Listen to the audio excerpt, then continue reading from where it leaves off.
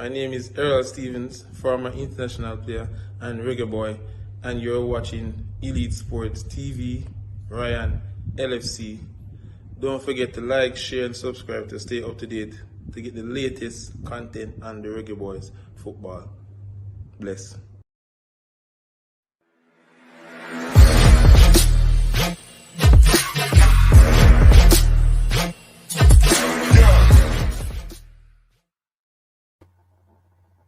Hi, my name is Tiffany Cameron, Reggae Girls top striker, and you are watching Ryan LFC YouTube channel.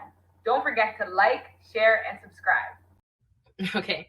Hi, this is Yasmin Jameson, Reggae Girls goalkeeper, and you're watching Ryan LFC's YouTube channel. Please like, share, and subscribe. Hi, I'm Marla Setman, Reggae Girls top midfielder. Oh, let me start over again. All right. Hi, I'm Marla Sletman, Reggae Girls top midfielder, and you're here on Ryan FC and Elite Sports. Don't forget to like, subscribe, and comment to keep up all to date with Reggae Girls and Reggae Boyz top news. Hey guys, it's Jermaine Clark Jr. here from Bayern Roll Squad 2023. You're watching Elite Sport TV with Ryan LFC. Stay tuned for all things Reggae Girls, Reggae Boyz, and sports. I am Liam Bailey, and you are watching Elite Sports TV. Don't forget to like and subscribe. All right. Enough respect. Good evening to everyone down in the comment section. The moment everyone in Jamaica is waiting for World Cup qualify, people, we are going to get into the depth of the World Cup qualify. I think this is a group of that I don't want my Jamaican people to overconfident coming into the World Cup qualify. We did that last World Cup qualify and we didn't end up went to Qatar. But this time around, Jamaica will play in the United States. The World Cup will play in the United States, Canada, and Mexico. Interesting time ahead. But people, I have a couple guests and none other, the man himself, Ryan Henderson. Good evening, Ryan. How are you doing? I'm doing great. How are you doing? I'm doing good, man. Can't complain, man. Me have life. The greatest thing that I have to give thanks for life, man. All right? So that's the greatest thing. How are you doing? I'm doing good. Praise the Lord that we're breathing. We got more life. Both our birthdays came up recently. Yeah. Close, but How was your birthday, Ryan? it was pretty good. You enjoyed? Yep. You know, so once you're a January person, you're a real person. Can know that for sure, Bridget. Well, I believe that. I believe that. We're the realest of the real, you know? Yeah. So big up people, hit the like button, but none other people we're going to bring in our next guest, the man that make a lot of controversy on the show, but guess what? The people them still love him. The man himself, Mr. Pep Guardiola. Good evening, Mr. Guardiola. How are you doing? Good evening, Ryan and Ryan. How are you guys doing? We are doing good, man. Sit up a little bit in your chair, man. People can see your face. Yes. Listen, Ryan, like my Jamaican grandmother said, I come to drink milk, not to count cows. And one more thing. I was born December 27th, so I'm a Capricorn, but at my birthday, Trump bought on a birthday. So big up myself. And happy birthday, Ryan. Hey, we Happy respect birthday that. to both of you Respect guys. that. So people, you know that since Ryan come on the show and predict Canada to knock us out of the Copa America, we're going to do a little bit of banter tonight. People, don't take it personal. We're having banter, we're having fun because recently I need the boy to come on the show, but he's just too busy. But people, Jamaica knocked Canada. The first time getting one over on Ryan Anderson. I mean, I feel celebrated people because guess what? Every time you come on the show, Canada beat me. I mean, I have to just hold that. But tonight, I'm my night now to banter. People, let's listen to my boy Ryan Henderson when he lose to Jamaica in the Copa America. In the Nation League quarterfinal. Let's listen to my boy Ryan, people at Jamaica. And welcome to another RSR. Tonight I'm reviewing Canada. 3, Jamaica, or Canada 2, I should say. Canada 2, Jamaica 3. 4-4 on aggregate. Jamaica wins. Jamaica wins. On away goals.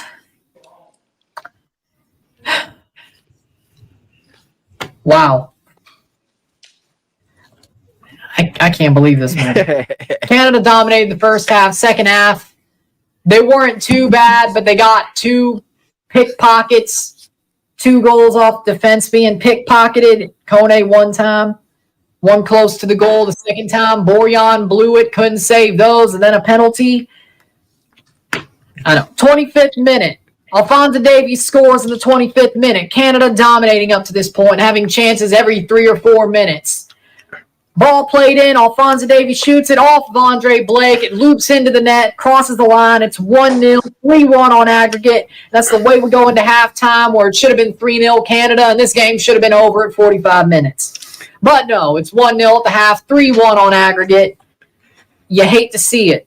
Then in the 63rd minute, Shamar scores, dispossesses Canadian defender right outside the box, makes a run, takes a shot, puts it, bangs it past Milan Borjan to make it 3-2 on aggregate, 1-1 on the night, and you start to feel a little bit scared. Then 3 minutes later, 66 minutes, Shamar once again. Kone gets dispossessed in the midfield. Ball finds its way to Shamar. He pops it in. Another goal with authority, 66 minute, 1-2, 3-3 on aggregate. We would be going to extra time if that was to hold. Then Ishmael Kone scores in the 69th minute. Ball crossed in. He heads it. He ain't even looking at the goal. He nods it back in past Andre Blake to make it 2-2, 4-3 on aggregate. You think, damn, Canada's going to win this game, or at least go to Copa America and win the tie. No, 78th minute, bullshit penalties called, because that's what it was. Steven Eustachio has his hands right next to him. He's not making his body big at all. Ball's dead to rights. It's going to hit him on the arm when they take the shot or cross it in. Ball hits him on the arm. They call a penalty. Cesar Ramos calls a penalty.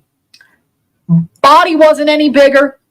Not out of natural position. It hits near his elbow. It's not a pen. In what world is that a penalty? In what world is that a penalty? But we'll get there. We'll get there. Don't worry, we'll get there. They give the penalty. They check it. They still give it. Bobby Reed in the 78th minute, ball does lie because he deposits the ball past Milan Borjan. Borjan doesn't really even try to save it, sadly. And it's in. It's in. 2-3 Jamaica. They lead 4-4 on away goals. They have the away goal tiebreaker. Canada's up a man for the last 12, well, it was 83, so about 18, 19 minutes, something like that. 17 minutes, something like that. They're up a man because Lamari Gray gets sent off for a second yellow. They're up a man, and they look like they're going for it to get that goal, the goal they need. They don't get the goal they need. They don't. They get close a couple of times, but they just don't get it. Full time, 2-3, 4-4 on aggregate.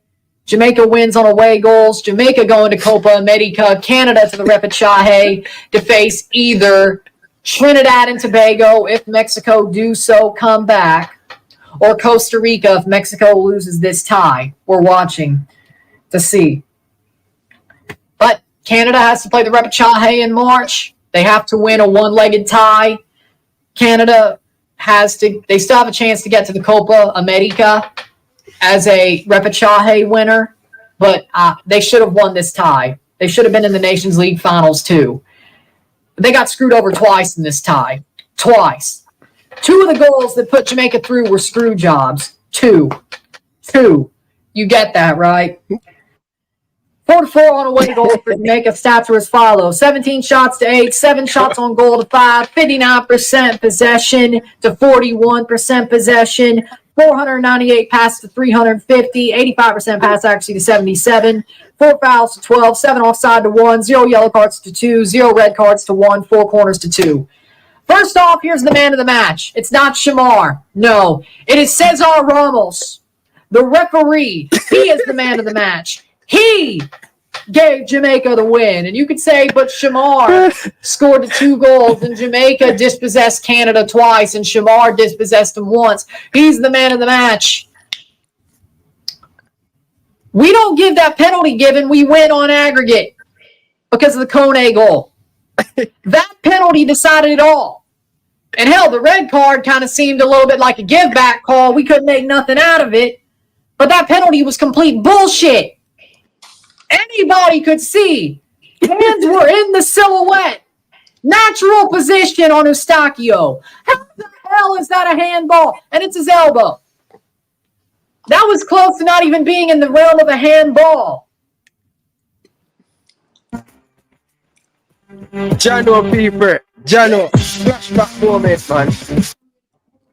Flashback moment. People, this is when Canada lost to Jamaica. Right? And I'm telling you, people, and I'm a best moment in my footballing journey. And then even make it better when me see my boy Ryan a ball and him YouTube review. People, let's listen to Ryan again, people. Hit that like button once you guys join the stream. Give me 2 more minutes, people. I will get the banter ready in the show. Penalty. Penalty. You what, mate? Penalty. You know that's not a penalty. It's not. So Cesar Ramos, I do not care what Shamar did. 2 great goals. He should have scored a header in the first half. I'll admit that. He had a great game. If we went with a player for man of the match, it would be Shamar. Boza. It would be him. I will give him that. But he is not the man of the match when Cesar Ramos decided who was going to the Nations League finals in Copa America automatically. He decided. He called a bullshit penalty after Tori Penso called a bullshit goal in the first leg. 2 goals that should have never counted, never happened, or what knocked Canada out. It's facts. This lays at the feet of Tori Penso too. It is. It is. Because it does. It does. Because she never blew the whistle. She never blew the whistle to restart play on that first Shamar goal in the first leg. No goal, and he was barely offside anyway, in my opinion. No goal. Shouldn't have been a goal either way. No goal. Penalty. Cesar Ramos goes and says, you know what? Penalty. No handball. Are you blind? And where was the VAR? Oh, and Elfath was the VAR. He screwed us over. What the hell, Elfath? He's a good ref. What the hell, man? Now I hate him again. How do you not see that's not a handball? CONCACAF refs are the worst. Pro refs suck. CONCACAF refs suck. They all suck. They all suck in this confederation. That's still facts. Did Rot loss? Well, they couldn't have because it wasn't Mexico. Ryan, at the first me ever seeing that passion, at the first me ever see you making so much swear. And not only that, when I watch it, I know generally you love Jamaica. Right? Generally, I know you love Jamaica. So I wasn't look at it. I was just more funny and just laughing because at the first time I get one over here. Yeah. He always come on the show, you know, that after and say, oh, him I go batter we, you know, man. And the first time I get one over him, and then I'm yard, you know. You know how much game Canada lose at them yard and Jamaica break the record? Yes. But Icebox. Well, Jesus first of all, Christ. Ryan, let me say this. First, the term is handling, not handball. There's no such term as handball. I'm a certified referee, United States Soccer Federation. The term is handling. Was it handling or wasn't it handling is the question. You know, correct. You want to say. Secondly, I mean, to cast the Spurs on a referee like that, Ryan, that's not good. You understand? Those are judgment calls. Those are judgment calls, and you cannot argue the referee. As a coach, you learn to live with those decisions. Yeah. We know in Jamaica we've been on the other receiving end of bad calls like that before, or whatever. The thing that I wish is that CONCACAF and pro refs just were somehow at least better than they are. Like, I just wish the referees in this confederation, especially pro, which they're going to go strike, which that sucks for the MLS season. I just wish the refs were better. I've seen so many bad calls by CONCACAF refs and pro refs on everybody. I just wish the refs were trained better. That's all. I thought you'd have been upset at the slide tackle when Damian Lowe went low and won the ball in the midfield. And then they let the Jamaica go. I thought you'd have complained about that non-call right there, or no call. No, Borjan. Now we deserve that because Borjan was keep upping the ball, and I'm like, yeah, that's going to lead to something against us. That's karma. I was like, fine. I just didn't realize it was going to lead to a loss. But Ryan, as a supporter of the Canadian national team, are you surprised that we beat you in your backyard? After we beat you in Kingston, after we beat you in the office, I was like, really? We beat them at home and then we go and choke? I mean, it's Canada soccer. It's BMO Field. I've seen a lot of chokes there, but FC. But I'm like, so we beat Jamaica in Jamaica and we choke at home? Yeah. That's the shocking part. I was like, if we were going to lose, I thought it was going to be in Jamaica. Yeah. But, hey. But how impressed you were with Jamaica? I know you're upset with the team. How impressed with Jamaica in that second half? I was very impressed with them. Like, now that I've had time to simmer down and I'm not angry in the moment, because that was... Yeah, in the moment. Yeah, I understand. I've had time to simmer down. Let me preface this with, I've had time to simmer down. I still respect Jamaica. I was very impressed with Shamar. I was very impressed with the way Jamaica played. They never gave up. They knew they had a chance, especially with the goal from Kingston. They never gave up. And I have a lot of respect for Hallgrimsson for the way he changed the tactics to stop the bleeding, because they were dominated very much in the first half. Canada had chance after chance, and if they could have put those away, which if it was 3-0 at the half, the game would have been over. At least you would think. But the fact that Jamaica got to the half with only one goal against, they knew they could turn the game around. And Hallgrimsson made a lot of great changes at the half, a lot of thoughts to change.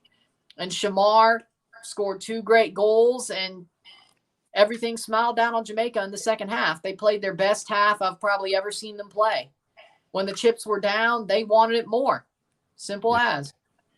And Ryan, I was at that game, man. I have to big up to Andre Blake. He makes some excellent save in that first 15 minutes of the game.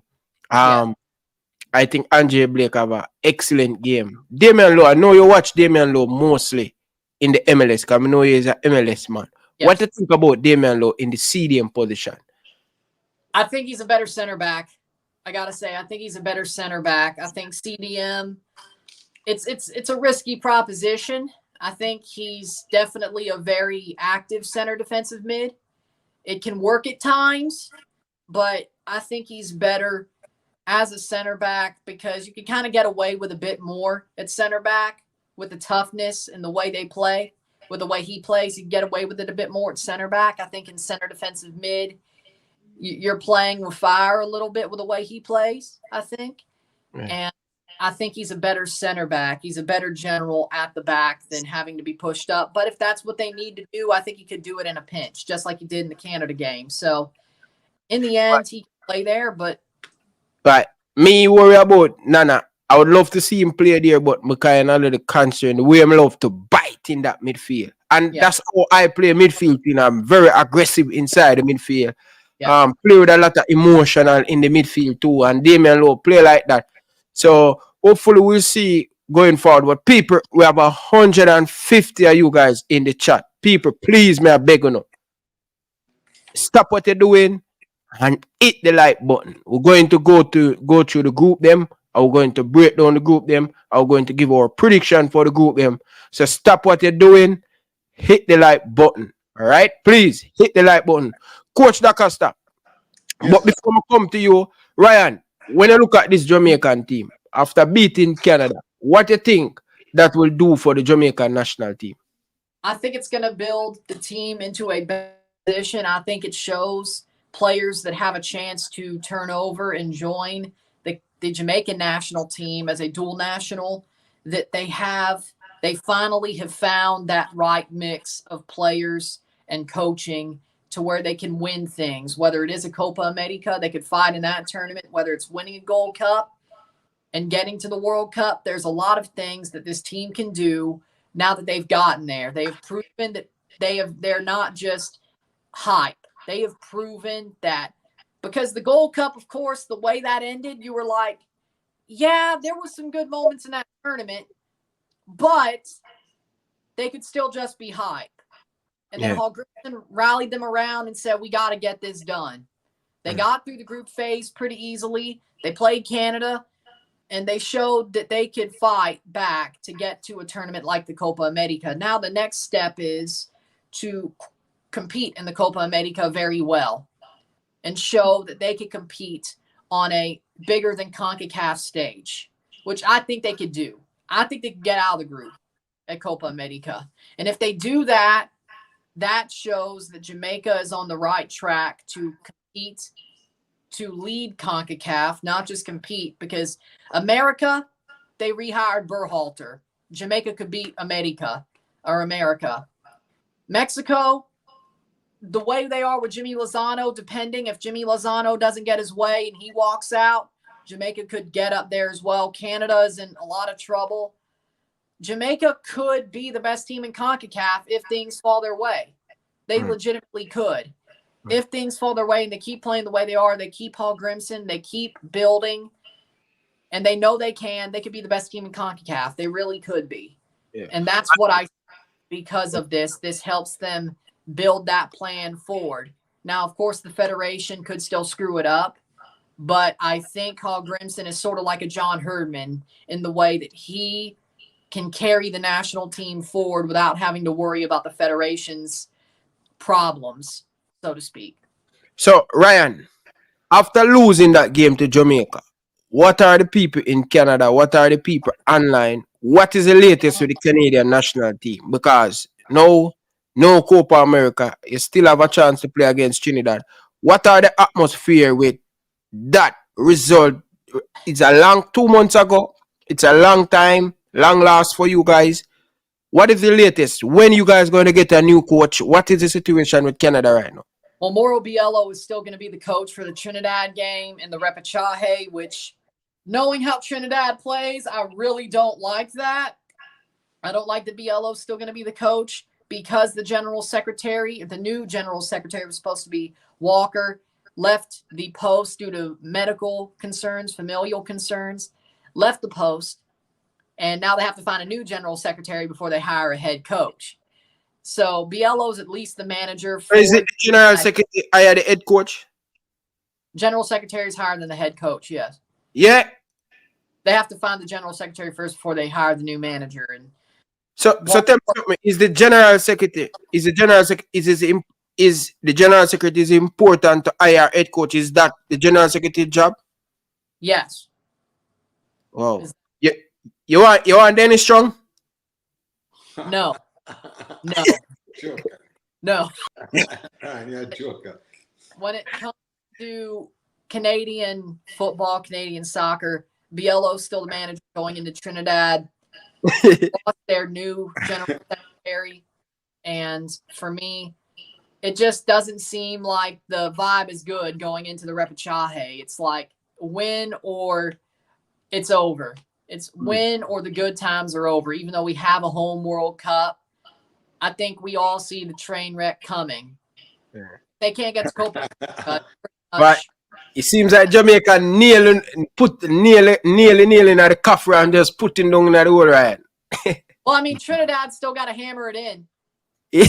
So are you worried about that game with Trinidad? Are you worried about that game with the talent you have? Knowing how Trinidad are, they beat the U.S. down in Port of Spain. Yeah. They beat the U.S. in the Nations League at home. Trinidad is Appalachian State of CONCACAF. I love calling them that because they're just tough. They like taking pieces out of you. They'll take out your kneecaps. You have to play them, and they can beat anybody. They know how to just keep cool with anybody, and they got a good coach, and they got a good squad. If they play their best 11, it's a one-game tie. Anything could happen. Any given game. The ball's round. Yeah. And right. Played against Jamaica. Ryan, you can always count on Ryan to drop an obscure reference that your chat room don't understand about Appalachian State. I'm sure some people watch college football. So Yeah, but they don't know that, you know, Appalachian State is just below all the big boys in Division One.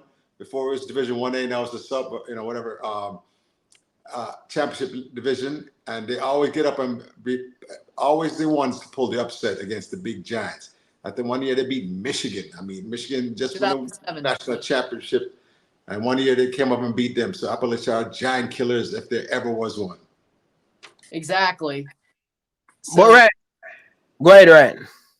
So it's just the way Trinidad plays. I think Canada should win. I do. But I'm not going to be sure with how everything's going in the Canadian Federation. I'm not sure until I see the final whistle and I see a number bigger than what Trinidad has on that score bug. So I do think Canada will win. I pray they do. I think they should be able to do the job. But again, I thought that when they played Jamaica. I thought when they got back to BMO, I thought, hey, they did the job in the office. They beat them in Kingston. They should be able to handle this. What happened? I don't trust BLO. I don't trust the Federation. The players, I don't know if they're bought in right now, knowing it's another game with BLO and they can't push forward. Yes, the Copa America's there, but we saw what happened against Jamaica. So, again, it's when the 90th minute hits and they have a number bigger than Trinidad's, I'll be happy. If they have a number smaller, I'm like, they deserve to lose. They deserve not to be at Copa America. They got what they deserved. They left it to last minute, and here we are. The president for the Canadian soccer is a woman. General Secretary was going to be the president. Oh, yes, the president, yes. Yeah. President, yes. Yeah. You like her? Because me and so she have Jamaican in her, you know. I haven't seen much to say yes or no. I hope she's different than DeVos and Bontis and the crony capitalism of the CSA. As far as I could tell, I think it is different, but there's a lot of mess to clean up. And I need to see more before I can really say, hey, I'm really happy with this or I don't like it. I got to see more. Okay, fair enough. But still, I send you Dennis Chung, you know, free without a cost. No. Why? I've seen what he's done with the JFF. No, please, God, no. Free enough. No. Free Ryan, chat. I think You're not fooling me. You're not fooling Ryan, me. I think that's a fantastic idea. Please Of course. take Chung off our hands. We'll send him up there. Yeah, man. Send him up there, man. But Coach Doc, after you hear Ryan concerned about the Canadian team, it seems like Jamaica really knocked the win out of the Canadian team and taking back our spot. Because normally we were the second best team. People have us was the third best team in Concacaf, but Canada come and just it seems like we're taking back our spot. What do you think about the Canadian national team there? That was under an old coach. What was the old coach name again? Ryan? Herdman. Yes. He built that. You understand that? It's so people don't understand it. Coaching matters. And yeah, if you don't have the right coach in place with an actual vision for where he wants to take the entire national team and the entire national team program, which means, because like today I saw Halgrimson coaching the U20s, you know, he tells me he's hands-on all the way down, U17s, U15, which is the way it's supposed to be. That's the only way you build a program that's going to last for more than just one cycle, you understand? So with Canada rudderless right now without a good leader like that, because, you know, there's a guy that's coaching them right now, you know what? They won the first half, but it's when things get tough and you have to make adjustments. And he didn't make those adjustments. Right. And he allowed Jamaica to get back into the game, into the match and beat them. You understand? And that's it. And a famous coach here says, if you wait to halftime to make a judgment, you're going to lose it. It's probably going to be too late. So, you know, they missed that experience of the previous coach and it showed them. Now, they should handle the situation in Trinidad and still qualify, you know, for the Copa America here. But, you know, you never know. Where is the match going to be played? In the U.S. Frisco, Texas. Frisco, Texas. Stadium. What date? What time of year? In March? 23rd of March. Yeah. So it should be. Weather might be an issue. You never know. If a cold front come through, we Caribbeans, when that cold weather lick, that's it. Sometimes you lose some of that functionality. Yeah. Didn't stop Jamaica. Well, it wasn't really the cold enough. It wasn't nasty, If it was freezing, you'd have a problem. It was just wet and what were the temperatures? Rain that help us too, coach. The rain kind of not make it was just a cool temper. It wasn't cold enough. Enough. It was cold, but it wasn't cold enough. Yes. I predict it, man. After me, I said, my God, please come tomorrow. Leading up to the training session before the game was cold. Nice. I may I say we are get rain all day. That's going to be the Wednesday rain all day. I may I say rain come down more harder than man to make it cool, right? And it did it part. It did it part. But it was a great moment and thing. But I still want Canada qualify for the Nation League. I want them to get in their groove because I want to start to go to some Canada game. Yeah, go ahead, Ryan. Hope y'all win the Nations League. I hope you go win that trophy, please. Yeah, Don't beat us and then lose. You got to go win that Nations League trophy, please. But the biggest problem we have now, no Shamar, no Gray, because the referee give Demar Gray a stupid 2 yellow card in the Canada game, so we're out, and it's a possibility that we have no Mikel Antonio because of injury. So we kind of leave short with attacker, but we have young Cephas, we have a couple more pieces, but we have to see what we can do. But we are not that too scary up top. And it worried me, missing Gray in the game in Kingston, that take away a lot from the team. And I'm expecting a little bit of, I don't know, but I'm expecting the same still. But I would love to be in the US. It's time for the whisper to become a shout. Oh, let him go. Let him go. Let him go. But before we get into it, Coach Black, after you're going to say something before we move on? Yes. First of all, it was Demari Gray fault he got the red card. Not the referee. That little immature behavior. You understand, laying on the ground like that. And then when you come onto the field without referee permission, those are immature moves, man. It's a serious thing to qualify for this World Cup and to perform well at it. We need serious ballers who are confident and mature. We don't need a little boy stuff. You understand? So nobody make excuses for Demari Gray. He earned that red card, and now he's put us at a deficit. Now, one of the things I wanted to ask the other Canadian, Ryan, U.S. has recently lost to Slovenia. What do you think is the bad run of form by the U.S. in the last 3 matches here? Losing to Trinidad and then losing to Slovenia. Well, January camp doesn't really mean anything except these are the Olympic players. This was mostly the players that are going to go play in Paris in July and August in January camp. Now, Berhalter was still coaching them, which he won't be at the Olympics, which is kind of stupid, but they have to have the main team for TV reasons. When it comes down to it with January camp, you can't really take many things out of it. I did think that Patrick Schulte was amazing in goal. It could have been way worse had the keeper not been as good. But against Slovenia, they just didn't want it. The players did not want it. This was a Slovenia B team, so it was a similar level because of course January friendly. But so what U.S. team would we see in the Nations League here against Jamaica? You think it'll be the A team? It'll be your Pulisic's, your McKennie's, Matt Turner, and Ballard. You're going to see the A team. Of course, Serginho Dest won't play because he caught a stupid dual yellow card against Trinidad, which that's also another discussion we could have. Is, to me, I don't think Serginho Dest should play till Copa America whenever the U.S. play because of how he got the red card. Because to me, that really hurt the U.S. and it should be shown because he's already got a stupid red card against Mexico back in the last Nations League semifinal. That's 2 of his hot-headed moments leading to being sent off. They have to teach him that the team is more than him. Yeah, they're spoiled. Play until Copa America for the USA. They act too spoiled. And, that's one of the things that I really hate about some of these young players. The lack of discipline they show. You understand?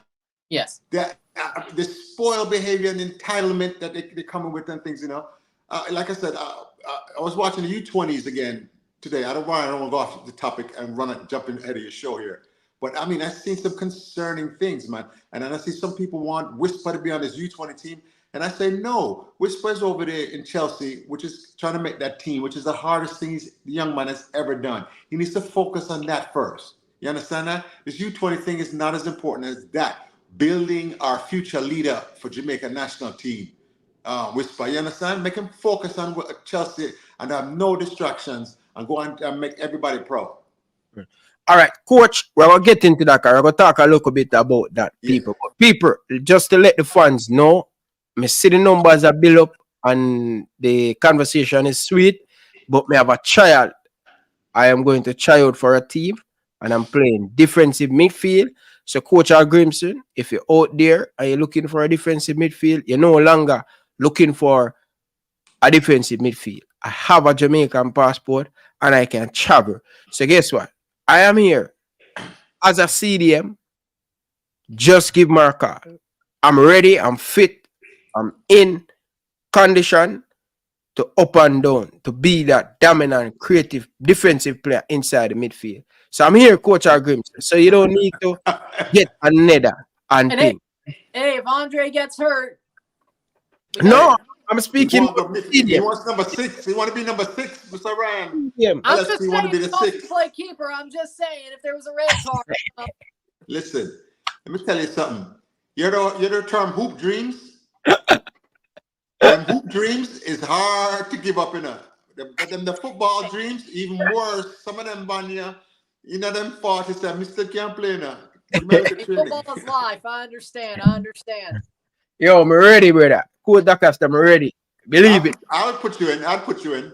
Yeah, man. I have the passion and I have the leadership skill where the coach will look for. But all of the people, Carla, mute your background. People, good evening. Carla, welcome to the show. Live and here with Ryan LFC and Ryan and Coach Dacaster. Yes. Blessings. Good afternoon, good evening, everyone.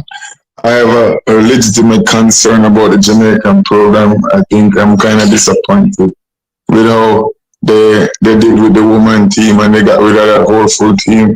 And then we have an opportunity with the World Cup playing in North America. It's like a home turf for us. I think we have a great opportunity. Like I said, we need a central defender for the male team. We need a central midfielder, a decent right back, and probably a decent left back. And we think we have opportunity. We have the number 1 goalkeeper in North America. We have so much good stuff going for us. And I think we can make a good run in the World Cup if we do the right thing. But I think we have some problem in a JFF where we really need to fix up. I don't know. You know what I mean? It's looking sad because Bunny Shaw is the number 1 female soccer player right now, and she can't get the benefits because them just scrap the team because them don't want to pay the people. Them. They don't look good power. Okay. Yeah. Ryan, I see you have a lot of support in the chat section for you to play that number 6 for Jamaica national team. But expose your kryptonite. They showed us the kryptonite. You know what the kryptonite is? The big batty gal them. They're going to run 2 of them out there and you're distracted. Hey, I can't blame him. Yo, I'm ready. People, I'm ready. Yeah, I'm backpack ready here, people. Backpack ready, people. Get nothing. Get that little boots for my birthday, coach. So, yeah, man, coach. Oh, ready. God, slide-ons. I love it. Slide-ons. That's my type of boot. The slide-ons. Come on, man. I'm ready. What? I'm ready, brother. I'm ready. Nice. Ready. So, The question is, are there any goals in those boots? Yeah, man. Make the turf tattoo and thing. Ready. Because when I bring dirty shoes and thinking foot shoes. So, right. Question. Clean. Do you wear your boots tight or do you wear them loose? Like, do you wear them a size bigger or a size short or smaller? Yeah, I wear 9.5. So I buy 10. So okay. You want a little bit more space on the toe, okay? More space that you can toe poke it. Cause sometimes you want toe poke it, for go around the post. So I'm ready. Anytime I'm doing man, I'm ready, Coach Dacaster. Yeah, man.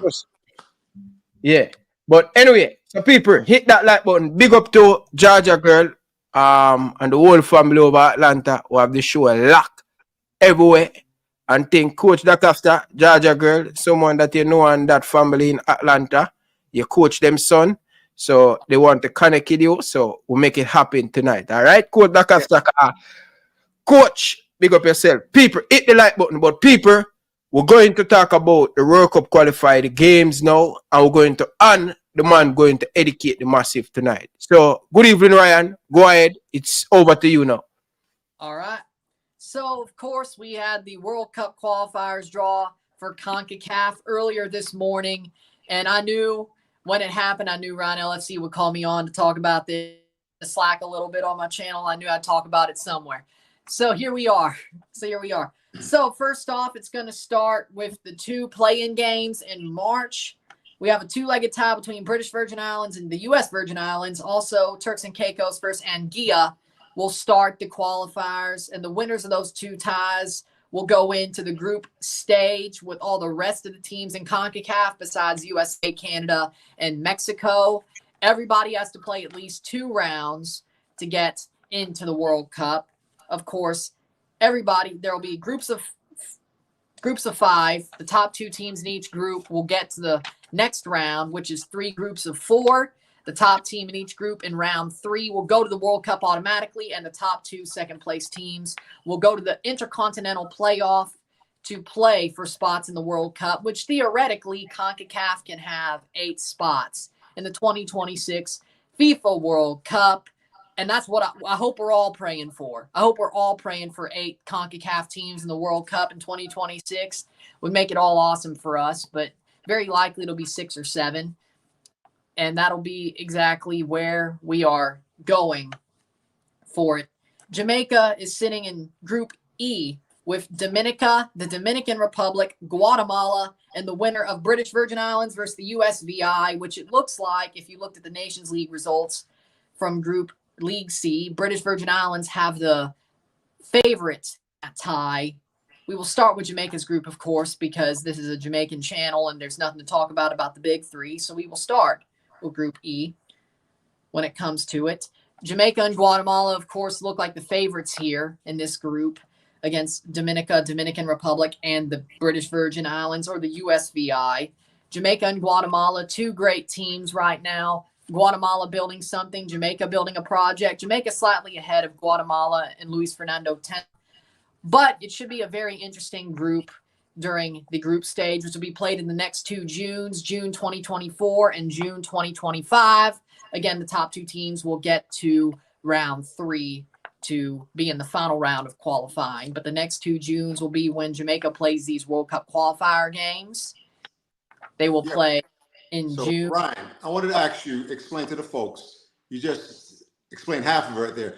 The top 2 winners in the group advance to another knockout stage. Tell us what goes on. Stage. So in round 2, after the British Virgin Islands, USVI, Turks and Caicos, and Anguilla play their 2-legged ties in March, the second round starts in June, and it plays also, both windows are both in June, 24 and 25, and each team plays 2 home games. They play everybody once, and it's a group stage that leads to the top 2 of each group going to another group stage of 3 groups of 4 to play in the final round, where the top team in each group qualifies automatically, and the 2 best second-place teams will qualify to the playoff in round 3, which is the fall of 2025. Excellent. So, again, let's discuss Group E with Jamaica, Guatemala, Dominican Republic, who is a dark horse in this tournament as well. Dominica and British Virgin Islands / USVI. Again, let's just assume, for simplicity's sake, that the British Virgin Islands, who are the favorite, are in the group. But again, I don't think that really makes much difference. So, for me... Ryan, one of the things I want to see this Coach Halgersman-led Jamaican national team do is to be able to dominate certain teams in certain rounds. In this round now, you're supposed to see 4-0, 3-0, 4-0, 5-0 against some of these teams.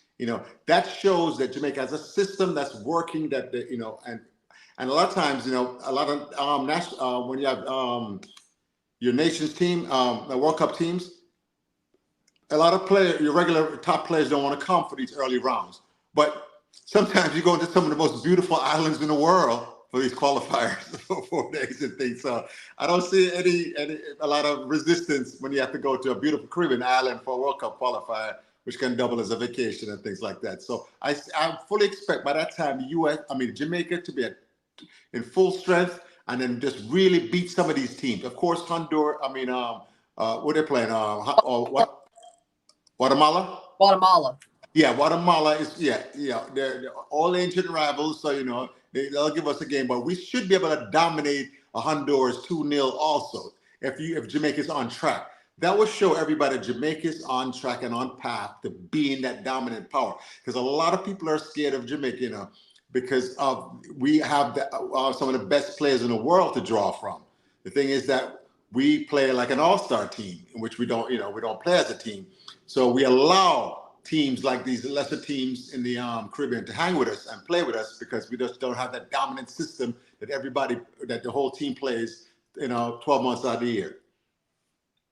I would agree with that. And with Jamaica, I think everybody's bought in. I think when it comes down to it, Jamaica's best team will go to these qualifiers as well.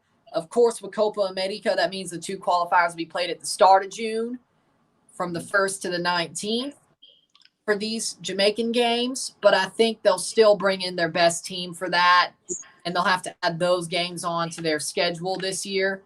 But again, playing the team they have in this group, I think they should easily beat Dominica and the winner of the playoff, Dominican Republic, depending on how much they've built. They are going to the Olympics this summer as well, so Dominican football is on the rise. So Jamaica should win that game. Careful. There's going to be a surprise there, but I think the surprise is how close the Dominican Republic could keep that game. And then Guatemala, of course, Fernando Tena, they are the second best team in this group. When Guatemala is building something well, we remember Gold Cup where Jamaica won 1-0, and it was a tight game. I think it'll be another tight game between both sides, especially if it's in Guatemala. But Jamaica should win this group. They are the best team on paper in this group, and they're bought in. And they're a tough side, and I think with that Canada win, they're going to really start bringing everything together as a team, as a group, as tactically, they'll bring it all together. And I think Jamaica should finish top of Group E, and Guatemala second. And for me, I am excited going into that Copa America. We have 2 games. So with that mean we have 2 games. We don't have to look any friendly game to warm up for the Copa America. So this is when I want to see the team start to play with a little bit of swag, a little bit of team chemistry. We need to start to put down the foot and a little bit more dominant with these teams. We will possess the ball, we will move. Is no more excuse for Coach Argum's team. Have to get the team play and dominate these teams, because the last thing that you want to have these games is too close, right? You don't want these games too close. Damrek is on the rise, right? Guatemala, whether we like it or not, we always beat them, but it always been a close game. And we have to be careful how we go in these games as fans and as players. Everybody have to switch on. So now the momentum is good for Jamaica, right? So I'm excited. I'm really excited. I'm looking at this and I'm saying, man, what better way we want to make it to a World Cup. This is our opportunity. Yes, Ryan. I agree with you. Our opportunity. But just to add on to what you said, Ryan, I want Jamaica to stop playing to the level of their opponent. Jamaica needs to get to a dominant level and then try to stay at that level for every match. You understand? And then we have the ability to rise to the occasion to knock off a U.S., knock off a Canada, to knock off a Mexico or something like that. You understand? Right now, so many people in your chat section said that them days that Jamaica dominating them little lesser island teams are gone. And it shouldn't be that way. Those teams should not be able to compete with Jamaica. But we play to the level of our opponent, which is bad, and we have to get out of that. We need to play our game the way our Coach Halgrimson organizes, and we just run over these teams. You think Argentina plays down to the level of teams? Are they the run over? You ever seen the 6-0 score come from Argentina? Then mash up average teams, below average teams, and that's where Jamaica has to get to if they want to compete in the Copa America with all the big boys. So I have a question. Knowing that the first 2 games in this group is going to be played before Copa America in early June of this year, would you rather have Guatemala and the Dominican Republic scheduled as the 2 games this June, or play the easy games this June going in to help springboard into Copa America? Or would you rather play the tougher games, the 2 first tougher games in this June window, and save the easier ones for next June? I think I want us to go into the Copa. Cause I see this tournament, I see the Copa as another more preparation for the team for the World Cup. I really care about the World Cup, right? I really care about the World Cup. I want to see how we play, bringing over to 2020, 2025. So for me, give me the 2 weaker team to prepare for the Copa America, and I think we should get maximum 6 points. Going into Copa will raise the confidence of the player. I don't want us to go into the group where we are doubting ourselves. I want us to go into Copa with a little bit of swag, a little bit of confidence and stuff. Yeah, well, Ryan, when I mean by dominate lesser teams, sometimes I don't mean in South America where most of the teams have risen to a certain level that they can compete with each other, because year in and year out they have to play the same teams. You understand? So they build up their teams and things like that. But I see when those teams play outside. I mean, look at the biggest margin. The margin of victory when you see a lopsided score where a big side play a smaller side, and you see a system of play that's entrenched in that dominant team that just runs over that lesser team, lesser coached team. Because when you have an average team that's poorly coached, they get a 6-0. When you have an average team that's well coached, you get a 3-0, 3-1, something like that. Because of good coaching, one thing my college coach told me: if you want to become a good coach, before you coach some talent, coach a team that has no talent. And then the X's and O's of the game will make your team more successful. You understand that? You have to put them in position as team football now, rather than just relying on one person. Remember, the game is easy, Ryan. We make it hard. If you have the best striker, all you have to get the ball up to him, and he'll go and score you 3 goals. You understand? The game is easy. But when you don't have that, or you have a defense that takes that away, what do you go to? Do you have a team system that you can rely on to score team goals rather than just individual brilliance to make you successful? And that's what I mean by that. Okay, fair enough. But over to you, Ryan. So again, what you think about the group, Ryan? Who you think could cause a little bit a danger for us? That we have Jamaica and we sleep on the other team and we don't give the other team respect. What about you giving us a depth on it? For me, I think Jamaica should easily beat, if they play at their best, they should easily beat Dominica and the winner of British Virgin Islands USVI. As I said, Dominican Republic, their football's on the rise. They've made the Olympics. They'll be in Paris. They have some really good young players that'll start building into their senior team. Olympics, they'll probably play during this June window as well. Dominican Republic is a very interesting situation. I think Jamaica could be caught by surprise by them. Not to lose, but it could be a very tight game compared to what you think should happen. It could be a 3-0, 3-1, 4-1 game, and you would still come back like, yeah, I don't like that result for Jamaica. Even though they got the 3 points, I still don't like that result. It could easily be a game where it's very tight, very tough, and Dominican try to make a statement. Even if they lose, they try to make a statement. So if they do play down to somebody and they play down to the Dominican Republic, I think that's a very, very dangerous game Jamaica's playing. They could get away with playing down to British Virgin Islands, U.S. Virgin Islands, and Dominica, but not the DR, and certainly not Guatemala, because we thought that Jamaica were the way better team than Guatemala going into that Gold Cup quarterfinal. In the end, it was only a 1-0 win. It's a very tight game, and Luis Fernando Tena is building a very good squad with the Guatemalan side. So once it is, you cannot sleep on Guatemala, but I think the Jamaican team knows that. I think Jamaican team knows they cannot sleep on Guatemala, but it's the Dominican Republic that is the most interesting game. I'm curious as to why you think that Jamaica has a hard time with the Guatemalas and the Honduras and things like that. Why does Jamaica have a hard time with that level of clubs? It's because right. For me, I think Guatemala and Honduras are side. I think the way that Guatemala and Honduras play, they're much more physical. I think Jamaica's more of a technical side. I think they try to play more of a Jogo Bonito style as they were back in the day with René Simon. They try to play more of a technical style. They can be tough, but they want to play the ball forward. They want to show their tactics. They want to show their pizzazz. As where Guatemala and Honduras, even when they were bad, they're a very tough team. They're a very hard nut to crack. They're not a team that is very well star played, and they're not very flashy. They do the job. Even when they're good, they just do the job. They defend well. They get the ball forward. They try to find their striker. They try to create chances, and they try to focus on playing the ball into the box and getting goals and then defending hard enough to win the game. And I think that's the difference with Jamaica is even though they can defend well, they can be tough.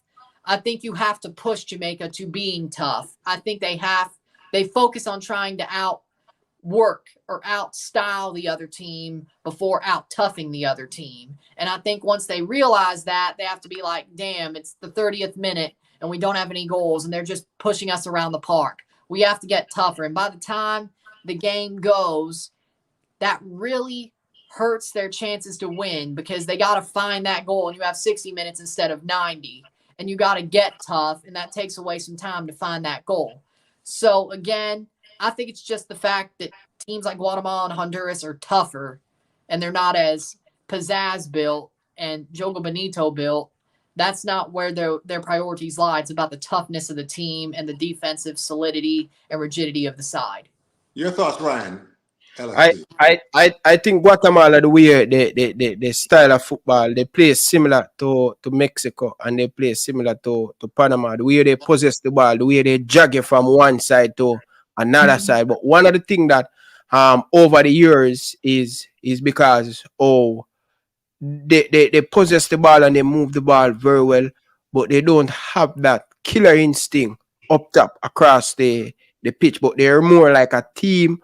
And we find it difficult, especially we don't keep the football. And when they play against the likes of Mexico, the likes of Guatemala, they keep the football a lot and they shift you and they move you around. So that's why we have it difficult to play against them. But physically, we always match up. We outnumber them with physicality and stuff, and we and stay in the game.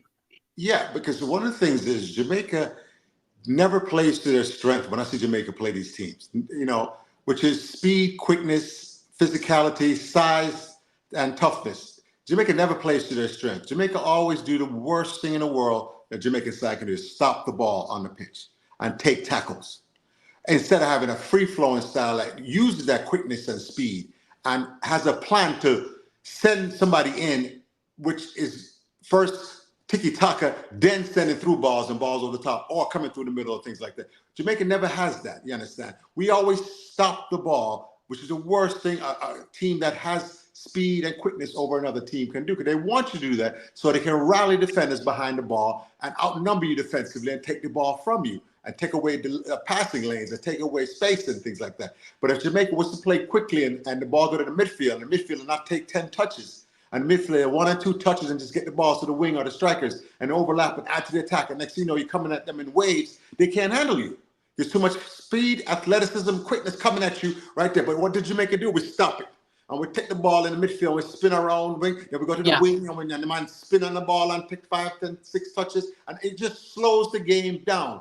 I hate these ball stoppers that Jamaica have. And I think they're doing great and things like that. And we have to cut that out. And I want to cut that out at the youth level first.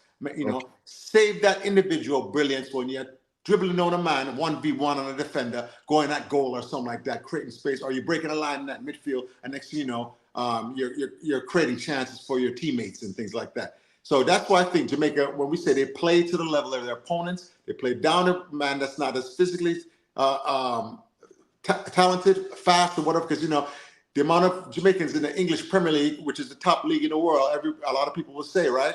You have Jamaica has a lot of them, right? Yes. How many Guatemalans and Hondurans are in those leagues? You understand? So that automatically shows the talent disparity, but it's not. That don't make a team. And that team concept is what Jamaica's lacking. And the moment Jamaica gets that team concept, when we're praying Coach Halgrim so he can pull it all together, the rest of the world is going to be terrified of Jamaica. Because one last point, we know that Jamaica, the island of 3 million, dominates in the Olympics in track and field. Why? Because they have the athletes, they have the coaching. Now, can Jamaica dominate in football? They have the athletes, but they don't have the coaching. And as far as from the youth all the way up. But for me, I get the Premier League's the best league in the world to most people. But the players in other countries like Honduras and Costa Rica, they do have some really good diamonds in the rough. Like if you watch the Concacaf Central American Cup and the Caribbean Cup, because Jamaica also showed they have a lot of diamonds in the rough. For me, watching these tournaments like Central American Cup and Caribbean Cup, it shows there's a lot of diamonds in the rough in these smaller countries that don't play in Europe or don't even play in MLS, that should play in MLS or play in Europe. So it's not about where the talent plays. It's about how the talent plays, in my view. Because if you see diamonds in the rough, I give respect to players such as those players who play on Olympia, who I'm like, hey, he's a diamond in the rough. I think he should play in MLS. Or they play on Cavalier. I saw some really good players on Cavalier. I was like, he should be in MLS because it's where the talent, how the talent plays, not where they play. Well, Ryan, one thing I've learned, right? No matter how skillful you are, when that other man is just physically superior and run right past you, and you can't even play with him because you're skillful enough to play at the highest level, but your athleticism is not there. These guys have the technical ability plus the athleticism. That's what makes them so tough in these European leagues and things like that. And I see that the skill is there in Guatemala and Honduras and things, but the athleticism overall is not there. Of course, they have 1, 2, and 3 players have the athleticism. Let's not get that wrong. But you're able to run it, and these men in the Premier League just run past you. What are you going to do? How can you control it? It comes down to both the technical ability plus you have the athleticism. I agree with that. And want to plug in this. Big up to JC Guna, enough love and respect, knowledgeable about the sport. So big up JC Guna, enough love and respect. People, come on, man. Stop what you're doing. We have over 250 of you guys in the chat. Come the people, man. Let's get the video to 250 likes. People, stop what you're doing. Don't make with disrupt the good conversation begging for likes. Stop what you're doing. If you are watching dishes, wipe off your hand. Come on, viewers, man. If you are watching and you're driving, pull over. Be careful on the road and hit the like button. It is important. Please, I'm begging you guys. Hit that like button. All right? Big up to JC Guna. JC Guna say more revenge against Damrick. And Coach Dacosta, if you don't know, Damrick and Ryan, they are spending a lot of money in their football. They are spending most of the youth tournament that is going on now, going to Damrick. Concacaf giving a lot of money to Damrick. Okay. One thing about Dominican Republic, they're like Jamaica. They have a lot of players in America and Canada throughout diaspora. You understand that? They're calling a lot of the, you understand? It's not just players on the island for Dominican Republic. They have a lot of Americans. There are a large population Dominican Republic in America. Did you know that, Ryan? Yeah. It's a lot of them. It may be like almost 2 million. Just like Jamaica, there's a lot of them. Coaches in Europe, they coach that they have Puerto Rico, and same thing with Puerto Rico, and they have this connection with Spain and stuff. And I see the French coaches coming to Haiti and coaching the Haiti team, and they're training in Florida. The Haiti teams are training in Florida with the French coaches coming. You understand? That's why Haiti gives us such a hard time.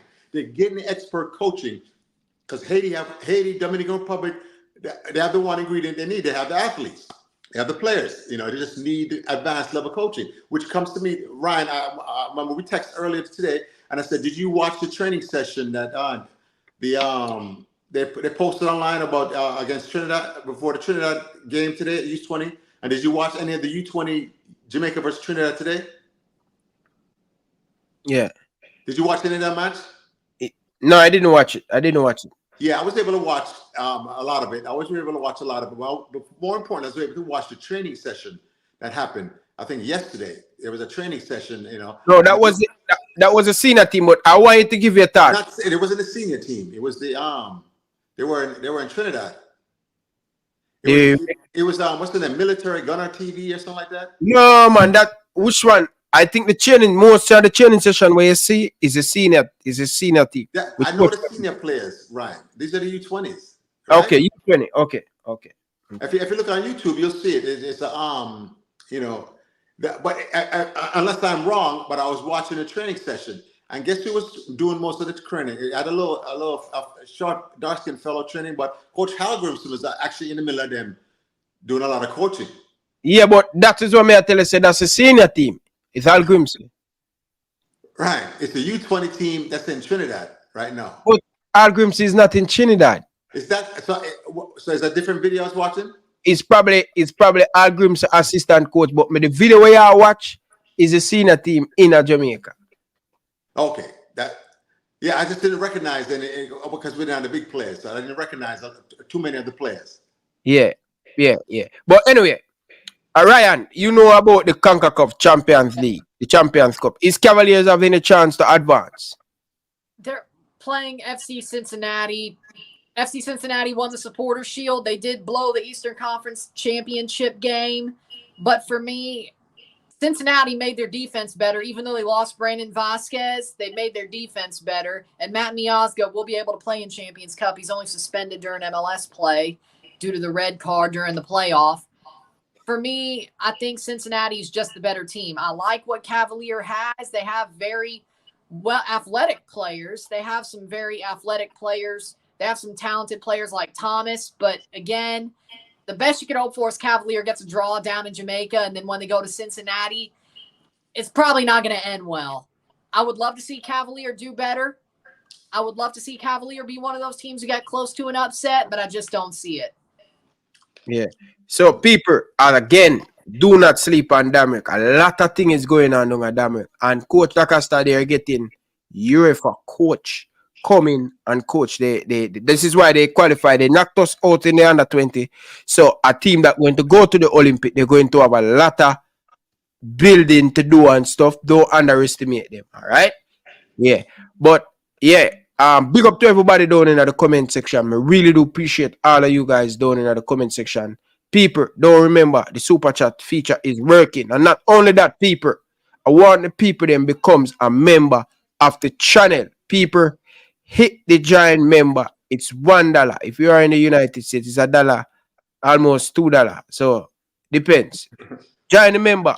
Come on, people. Nothing happen without support. All right. We say, Damerick beat us in under 20, brother. Damerick beat us in under 20. And we are here crying. They beat us and qualify for the World Cup. What are you talking about? When they stay, they go and sleep on team. Yeah.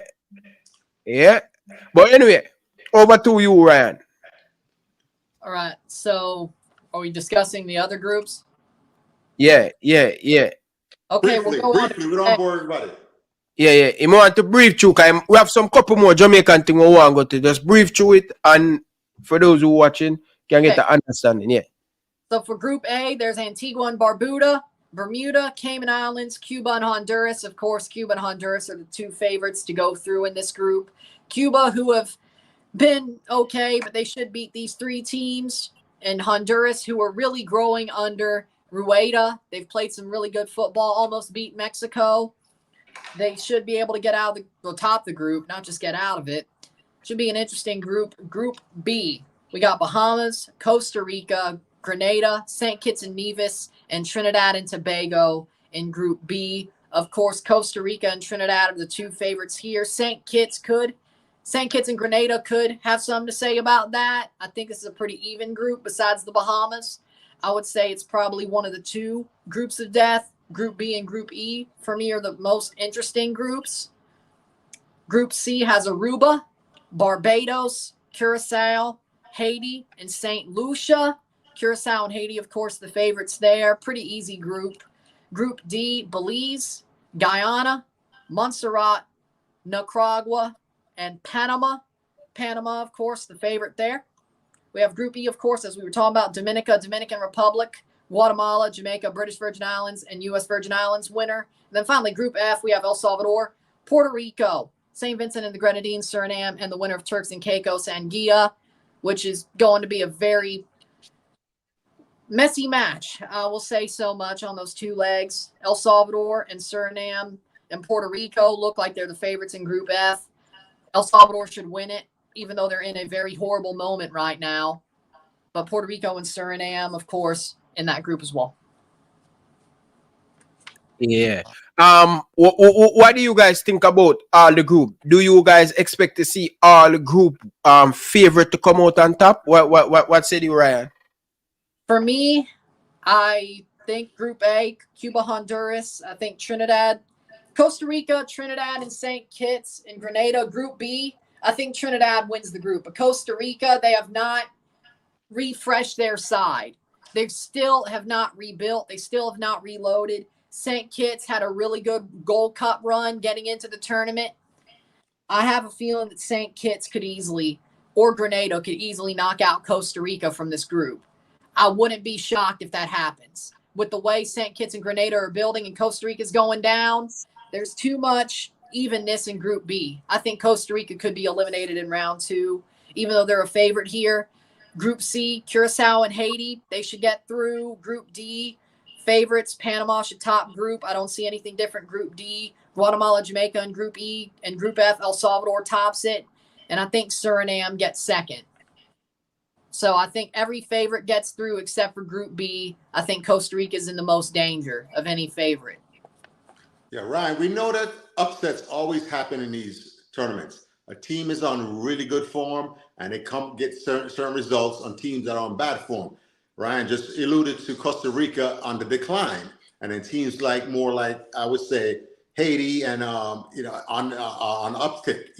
So and Trinidad and Tobago are on an uptick, and these are the teams that we look to possibly make these upsets and shake up one of these groups. So one of these groups is going to have a surprise for us because it always seems to happen that way.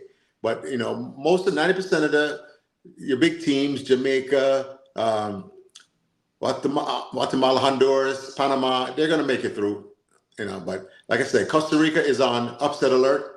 You watch out to see if Costa Rica gets upset. They're on upset alert, and that's the one team I would really want to pay attention to early on to see what kind of form they're on.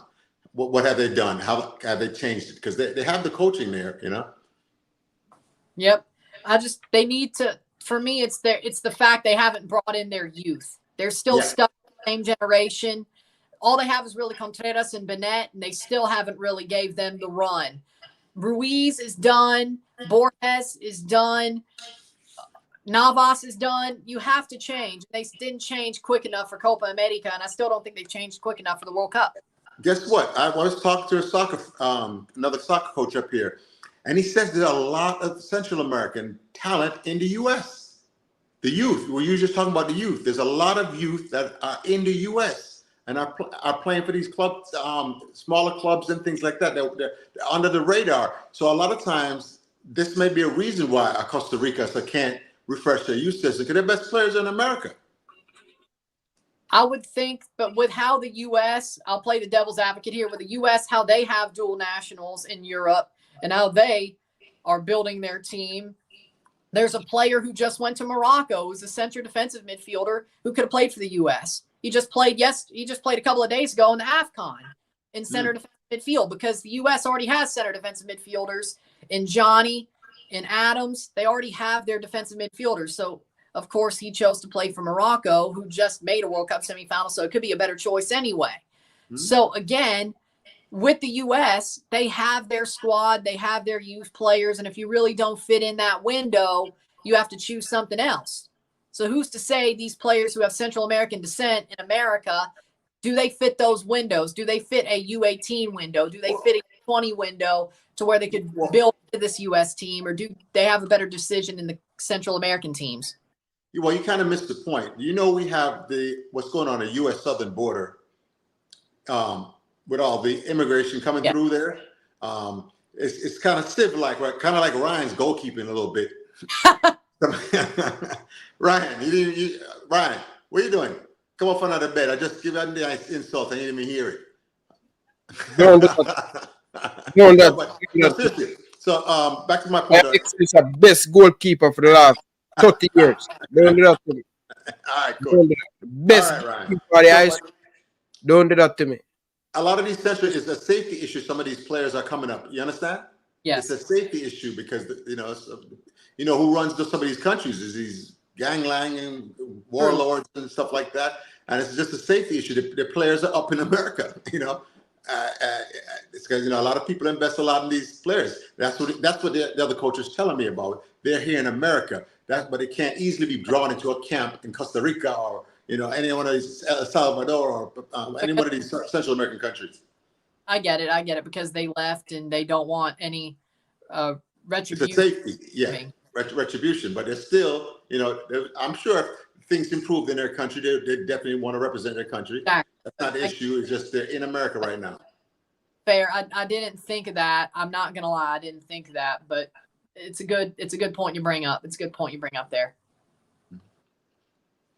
Ryan, we have a smile. When we see a smile, it's something in the my dark horse team. Not my darker, not darker. Step back there. My team, we're going to do the best in World Cup qualify is Panama. Panama is a team that drill. The way how them possess the ball, the way how them move the ball, the way how them attack.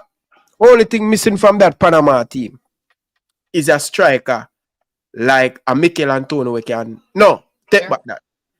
A player like a Shaman Nicholson will do excellent in this Panama team, where they're creating the goal scoring opportunity. Panama is the team right now in Concacaf where they will run over you. Panama is my team, wicked team. I feel like you're forgetting about Jose Fajardo when you say there's not a player like Shamar on that Panamanian team. You're forgetting about Jose Fajardo, wonderful striker. He has the final ball. He knows how to hold the ball up. I mean, Jose Fajardo's right there, and you're like, oh, they don't have a player like Shamar. I think I got to make sure we correct the record on that. Yeah, but I think what Ryan was referring to is the fact that they have a system that will reward a striker. They're so efficient from the ground, from the back to the midfield up to the strikers or the wings. That is so efficient. Unlike in Jamaica, where the ball stops in the defense, stops in the midfield, and then once they get up to the striker or the wingers, they're surrounded by multiple defenders because it took too long to get them the ball, and the team has a chance to recover the defensive shape. You understand? So what Ryan is actually projecting is the fact that once Jamaica gets that system down, where they're knocking the ball around. And I saw that a little bit in the U20 game against Trinidad. They lost 3-2. They went down 2-0 early to the Trinidad side. But you saw a little bit of combination play, but it was still too much long ball. They're not shaping their body properly. They're not the shape.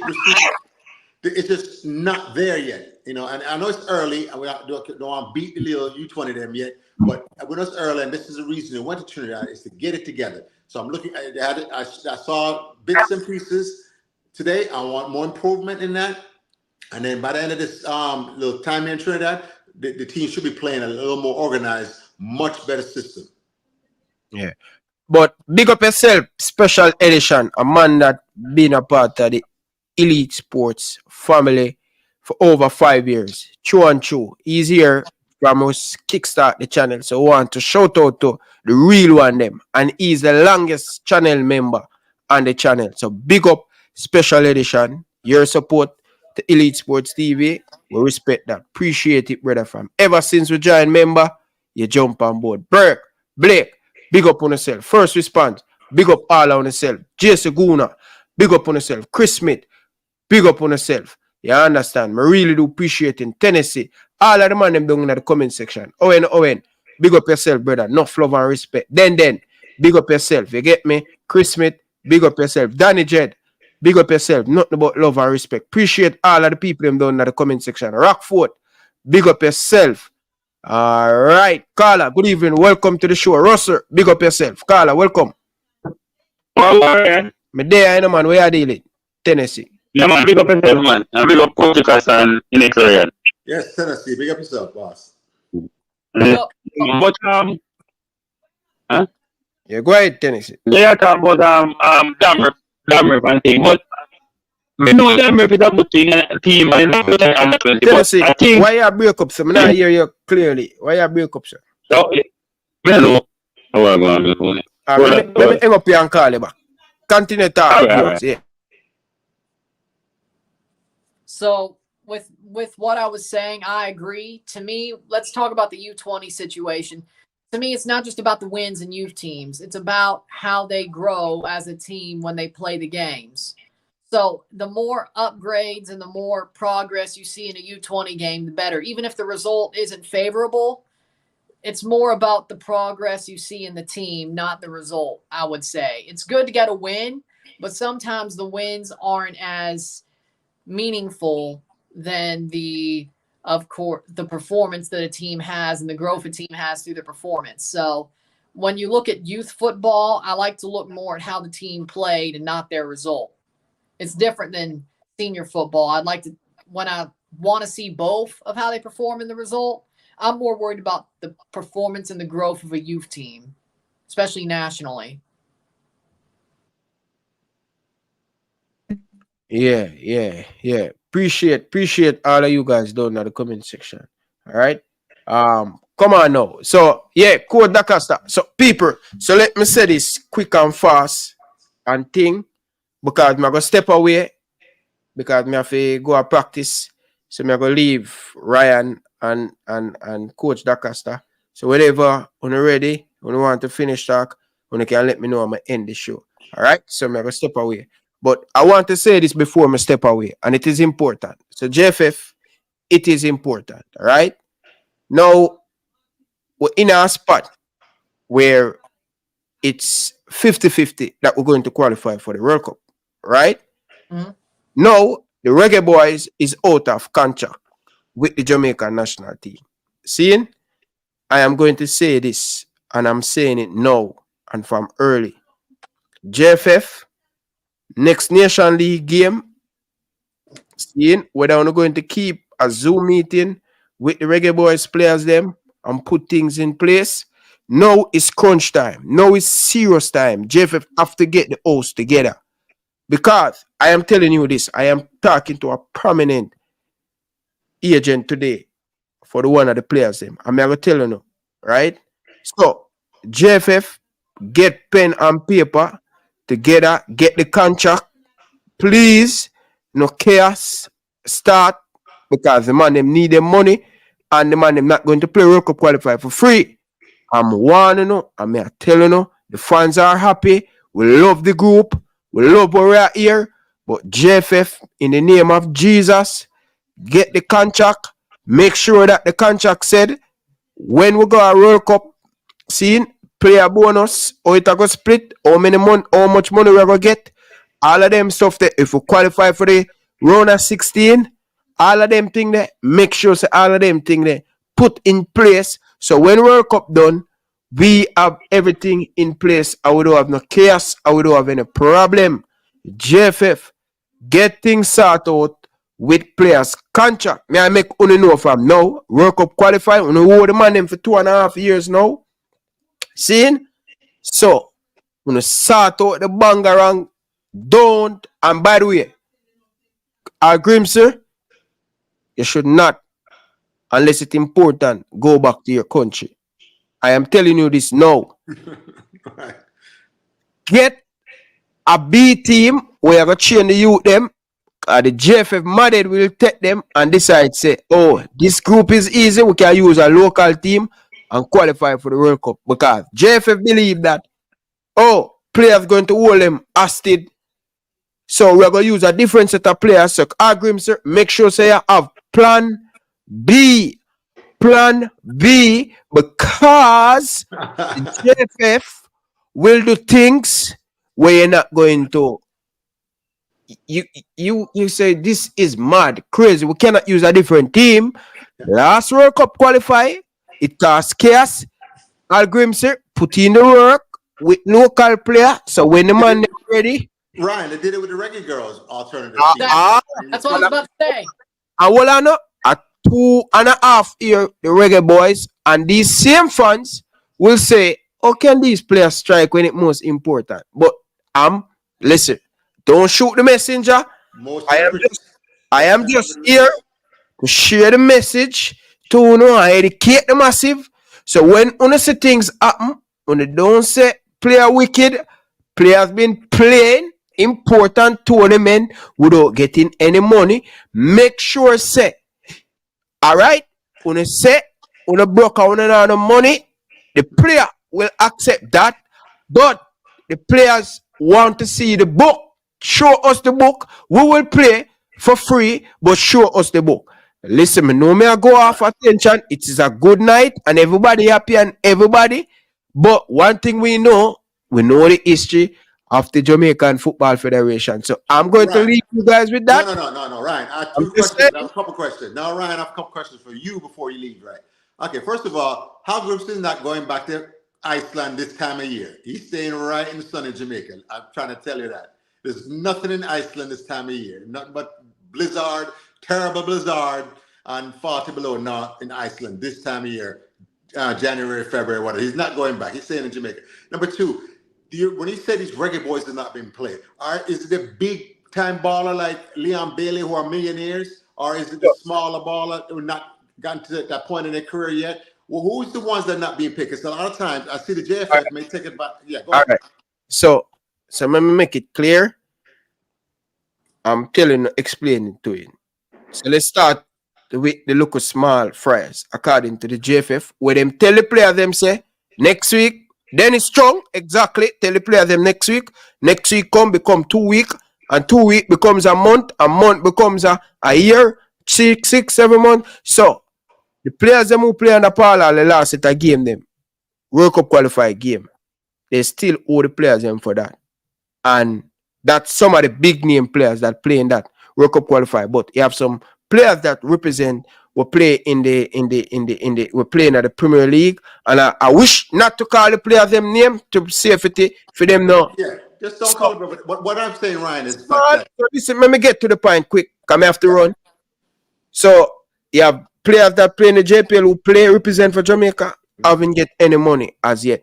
No, the senior team, Damian Lowe, Andre Blake, I'm talking about the top-notch big players them, and every time I attack player message me, you beat to every day when I get paid. This is what the players them use as a scapegoat, as an excuse. It's when them Jaffe, them they get paid how much wrong, me becomes vulnerable and start to go back on my shelf, come here and say, me I beat them money I play for Jamaica and them now get paid. So I'm just starting to get a little bit scared about how we're going to go about this. I need everything on deck, on the writing, and I'm just saying, I'm telling you what's going to happen, and I'm going to leave you guys with that. Yeah. People at Jamaica, hit the like button, treat my guests them with respect, and do not go out and disrespect none of the viewers and the subscriber. But people, keep it respectfully. I am going to try out, and I'm waiting for my national call up for playing CDM for Jamaica. All right? Look, Ryan, you see, one of the things I think the JFF is doing is taking advantage of some of these big-time ballers, Leon Bailey's, because they're not pressed for the money. No one is saying they shouldn't be paid. If you play the match and the contract costs you to pay X amount, you should get paid what the contract calls for. But I know Leon Bailey's not pressed for some money on some of the other big body, Damari Gray, and I think organizations like JFA will take advantage of that, by my opinion.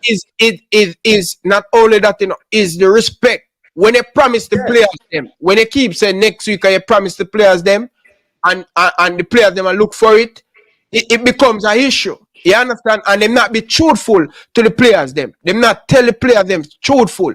All right? People, make sure you click on that link and check out Ryan and this. People, I have to run leave on them. I'm going to get gears up on it. All right? Yeah. A promise is a comfort to a fool. Remember that. Your mother and the grandmother told you guys that, Promise next week and next week. No, you have to be held accountable. Actions speak louder than words. The Jamaican Football Federation is dysfunctional, Ryan. And one thing I've known about dysfunction, right? Years ago, my brother-in-law and myself, we ran this sports bar, like a restaurant, sports bar, and it was the Super Bowl weekend in Atlanta here, right? Yeah. But freezing rain came in. Normally Atlanta's in the, not too bad of weather. It's 50s, 60s or whatever. Yeah, but a winter storm came in. It was freezing rain, and it was a very popular club, and people just jammed it. When I got there, they were mobbed at the front door trying to get in. It was so disorganized. So this was on Thursday. The Super Bowl was on Sunday. So the next Friday, I come down early, and I put out these sanctions. And I have 3 lines: and a regular line, this cut line, and a VIP line, and all that stuff. And then I'm there to monitor as people start to come in, make sure they got the right line, and the line go down this block orderly, everybody in line. And then one of the security guards called my brother behind my back and said, "Hey, listen, your brother's down here causing trouble." And I was like, "What?" I was shocked. I said, "Wait a minute, no, I organized it," and things like that. When my brother called me, but the reason was they were sneaking people in and taking tips because of the chaos. When people are mobbing the door, they come through the back door, the side door, or slide people in because in the chaos, they can steal. If there's transparency and organization, it's much more difficult for you to steal and do anything that is untoward. You understand that? So when I see an organization that's dysfunctional for year after year, there's a reason why it's dysfunctional, because something illegal is going on. If it was not, they would have cleaned it up and make it transparent, and everybody can see the books, everybody see what's going on. But nope, we continue to have these problems: players not being paid, plane tickets not being provided for players called in for World Cup opportunities, everything above board and things like that. So even buses being late take place from hotel to the train, the stadium or whatever. All these kind of dysfunctional things that just mark the Jamaican Football Federation shows me that there's something untoward going on. And that's why they love the dysfunction. Yeah, I would have to agree with that, because to me, it seems like a fish rots from the head down. And it seems like the high echelons in the Jamaican Football Federation are built into wanting the federation to make money, but it not completely succeeding because it makes them more money than just the players. And it needs to be cleaned up. Like FIFA wants to come in and check this out because they should, frankly. They should. Look at what's going on with the Reggae Girls, and look at what Ryan LFC was saying about the men. If they did it to the Reggae Girls, or they made them play the Gold Cup qualifiers, the W Gold Cup qualifiers, with a different squad and a different manager, and they lost Donaldson, what makes you think that they won't do this to the men when it comes to a really big moment, and they're going to say, hey, we're going to put out a local squad. Hal Grimson, you could still coach them, but we're going to take a local squad to this Nations League or to this World Cup or to this Gold Cup and see what you do with them. Yeah, like, Ryan, they've done this before. So what's the difference? Ryan, let me say something, because a lot of people in the chat section, I just told you a story about dysfunction on TV in America. So I know it happens all over the world, but they've making an art form in Jamaica so they can teach. You have to build up this federation, Jamaican Football Federation.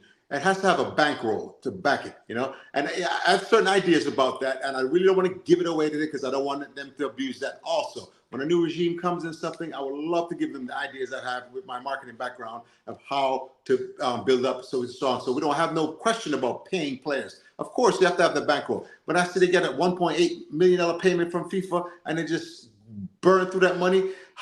Because of these beach football and the bogus organizations showing me that they're still doing all. 6 of the voting members are not eligible to vote in the election because they haven't done what's properly registered. And everything shows dysfunction again. And so that something is behind the scenes is not right. So we cannot, we have to take it away from these gentlemen. I'm sorry, they have to go. There's no ifs, ands, and buts. You're a part of that, Ryan. LFC is right. If you're a part of that corruption, you have to go. We need a new, clean slate right away for Jamaica. Because for me, like every time I watch this channel, we talk about the JFF, or if I've been on the show when we talk about the JFF, but that's happened before as well. Coach DaCosta, you have the right idea. And then, of course, we have everybody here. then of course, when it comes down to it, everybody on this channel knows how the JFF is.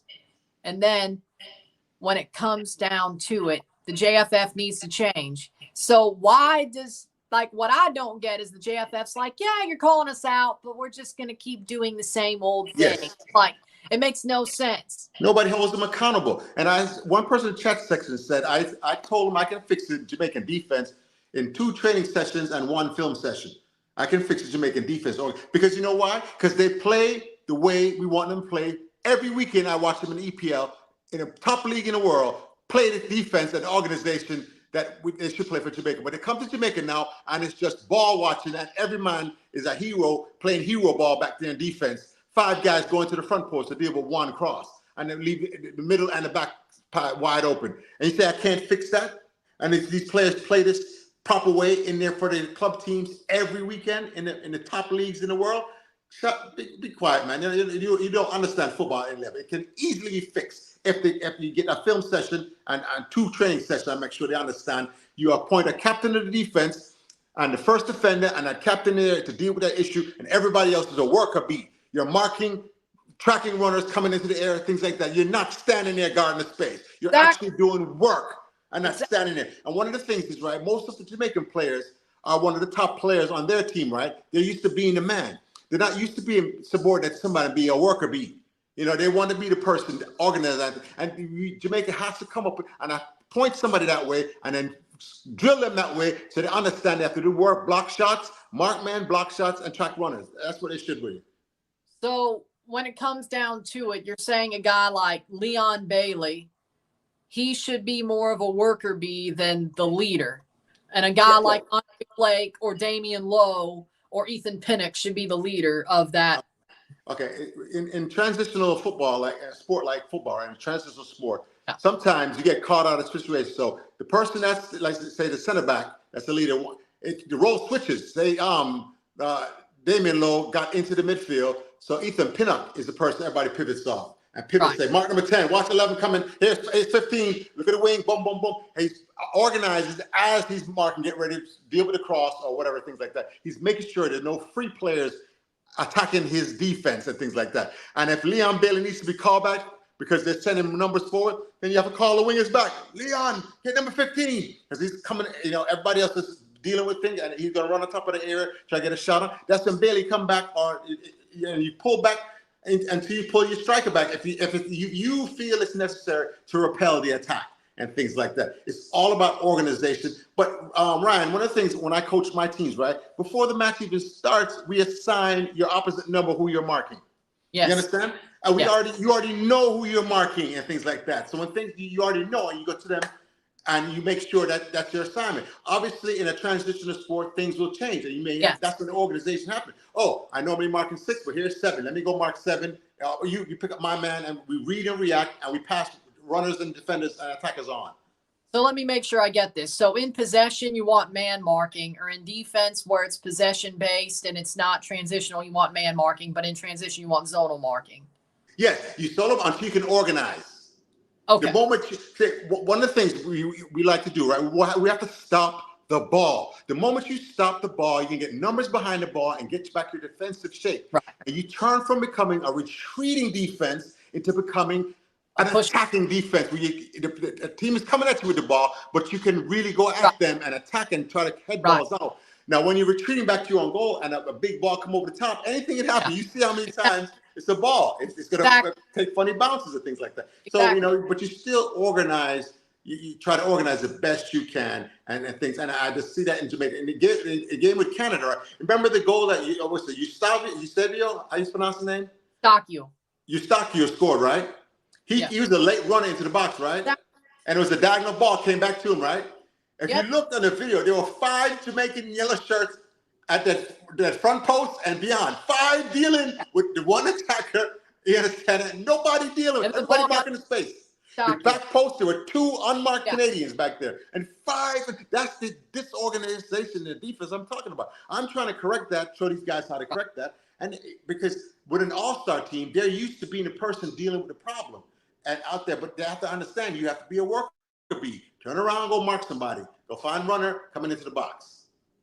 So I'm gonna say most of this video might just be a coaching discussion. For the rest of it, I'm Oh not. yeah, it will be unless we start reading some of these comments. I like this, but for me, and somebody said attacking defense. Wow, for me, I like attacking defense. I want the ball to go forward. The way I see it, I like to call it swashbuckling football because I have affinity for Pirates as well. But I like pushing the ball forward. If we have the ball, you got to push it forward. You can't just keep passing it back. Okay.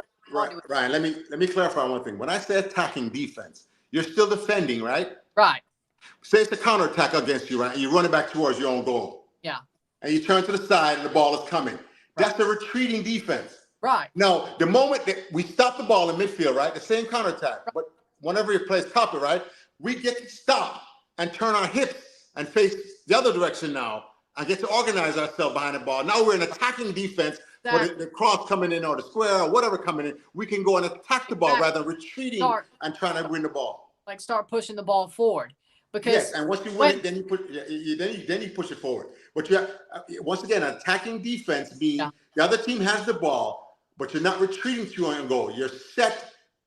You stop, turn around, and you have your defensive shape, and the attack is still coming, but you're better able to deal with it because you're not halfway doing this and halfway doing that. You're 100% coming out dealing with the attack. And trying to put pressure on that offensive line. So, but again, for me, what I really like, and here's the thing about Jamaica that I don't understand, when they stop the ball, they either pass it back or they just hold on to it. They don't make that run. They don't try to keep playing it forward. I don't like when teams pass the ball back needlessly. And it's something my dad doesn't like either. You watch some of the watch-alongs where I'm watching with him. He doesn't like it either. We both hate back passing when it's needless. Now, sometimes you have to pass the ball back to reset. And I understand that. But most back passes I see from teams like Toronto or Jamaica, I'm like, was that even needed?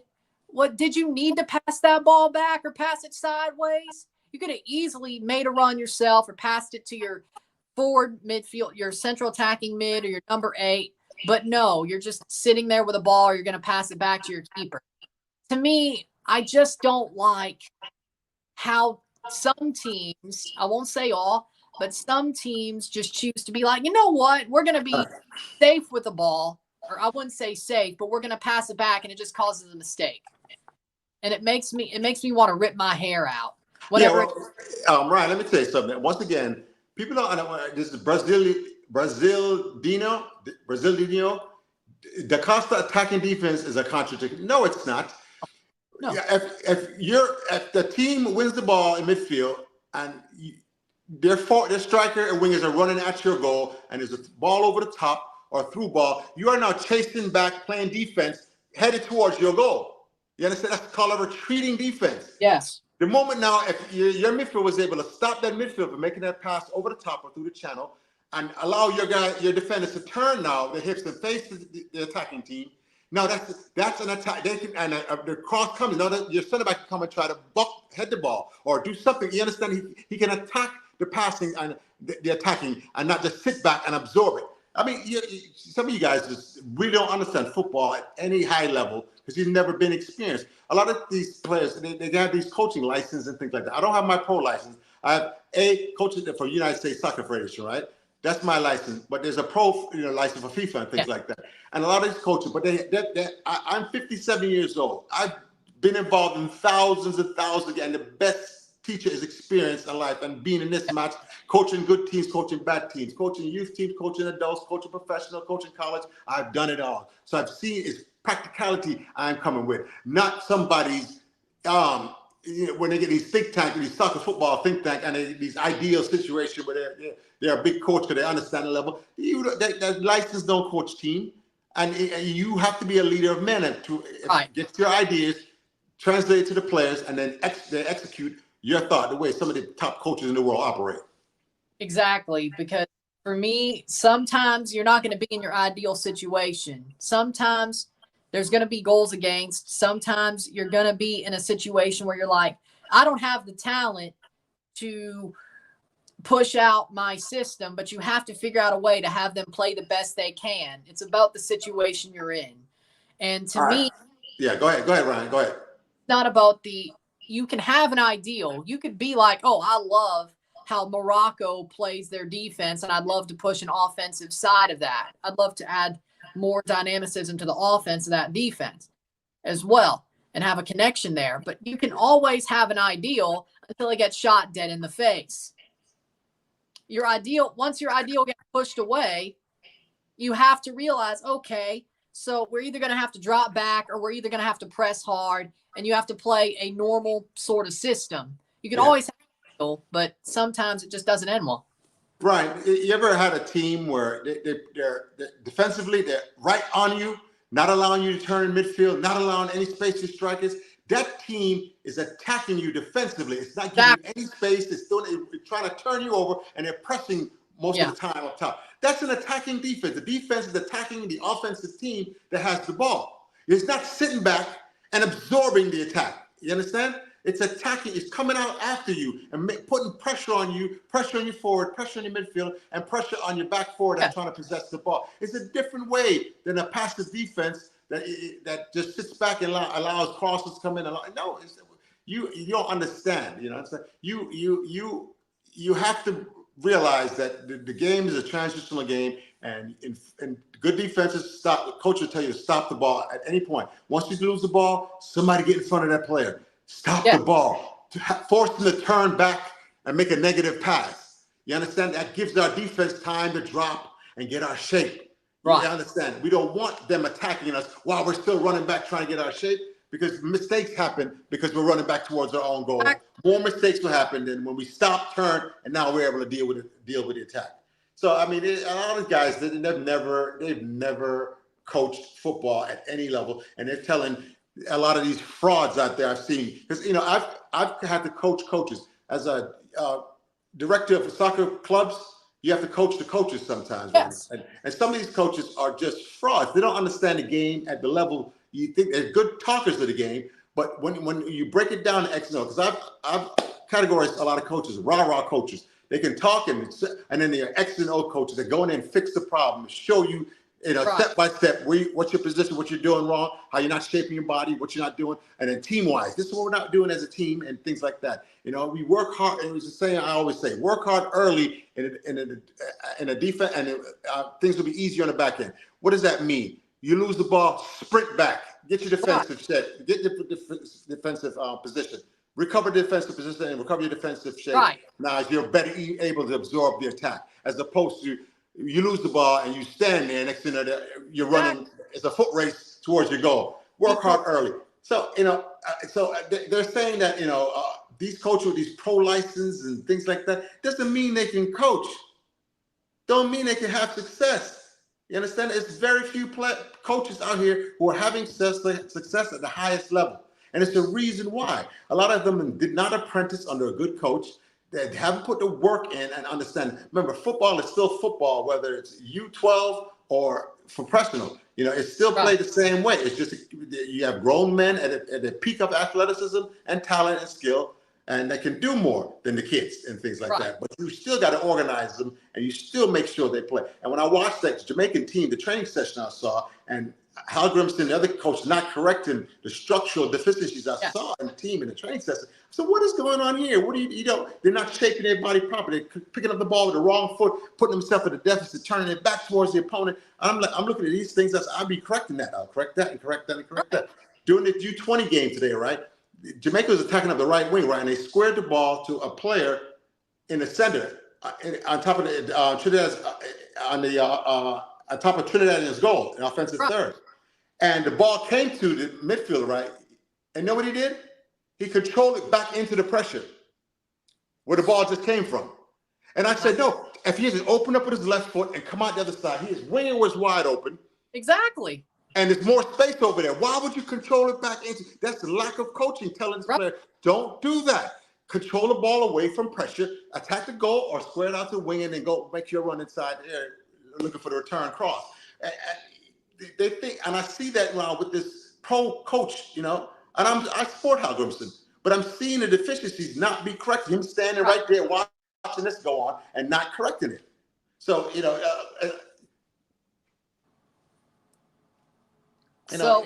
So Brian, it's very frustrating with with the Jamaican crowds, right? Because they want results, but when you criticize the coaching staff and other things, even in a win, the win over Canada, I still criticize the defense and then crybabies of Damari Gray, and they beat me in the chat section. Why were you being a downer because you've won? We won the match, and I'm saying, you know what? Winners always correct themselves, no matter how much, because they want to be consistent winners, not just inconsistent. Win here and then go back down. Go ahead, Ryan. No win is perfect. No win is ever perfect. There is always things you can create and build upon, even in a win as a coaching staff, as a team. No win is ever perfect. So there's always things you can talk about. Like, I didn't like the way our center, our number 10, controlled the ball in pressure. Instead of opening up with his left foot, he went with his right and put it straight into pressure. Even though we won 3-1, I didn't like that. I didn't like how our striker made the run on the ball over the top. There's a lot of things. There's a lot of macro moments where you could be like, this game could have been 5. This game could have been 6. It could have easily been a stronger win, because there's never a perfect win. So even when you want to say, hey, that was a great win, but we still got to do better. We still got to find new to work on in training, and we got to drill in these things and learn from the film session what we need to do better in our next match and in training to make sure these mistakes don't happen again and we can win again. You can't just rest on your laurels. No win is perfect. Yeah, and Ryan, I have my coaching license here for United States Soccer, but I want to coach youth. I don't want to coach adults, because I coached a professional team for 3 years, and they're some of the most stubborn players you ever want. So talented, but at 18, 19, 20 years old, you can't tell them anything about the game. And I try to tell them, you should always be open to coaching points and criticism from that's going to add it to your own knowledge. And and I told him, like Michael Jordan, right? The greatest basketball player of all time, but he never won a ring until Phil Jackson became his coach. Right. So Jackson said, hey, Mike, you don't have to score 60, score 30, but make sure Pippen scored this, Steve Kerr scored it, whatever. Make your teammates better. And they don't understand that. With coaching comes that. You have to know when to be selfish and when to be unselfish. How many times, and these players will realize, you wide open the back post, and some glorious thing from your teammate goes high over the bar. All he has to do is square it to you for an easy tap and goal like that. There's a lack of awareness, which is playing. So it's very frustrating when you see that the players you coach who don't want to be coached become adults now in chat rooms that don't want to understand proper coaching logic. That you still can criticize even though you won the match.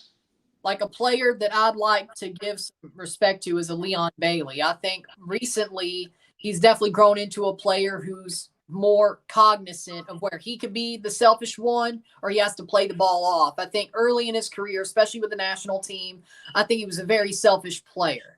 Like in 2021, I thought he was a very selfish player. But now I think since he's played with Unai Emery and he's played with Villa, I think he's realized when he can be selfish and when he can take you, but when he can play the ball. Exactly.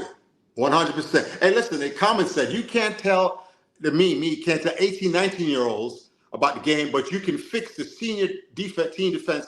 How are you going to do that if you can't tell? It's called maturity. You understand that? These are little boys, 18, 19, who refuse to listen. But once you get older now, you get maturity and you get understanding. And you'll become more coachable. And Ryan, I call it my coaching elevator, right?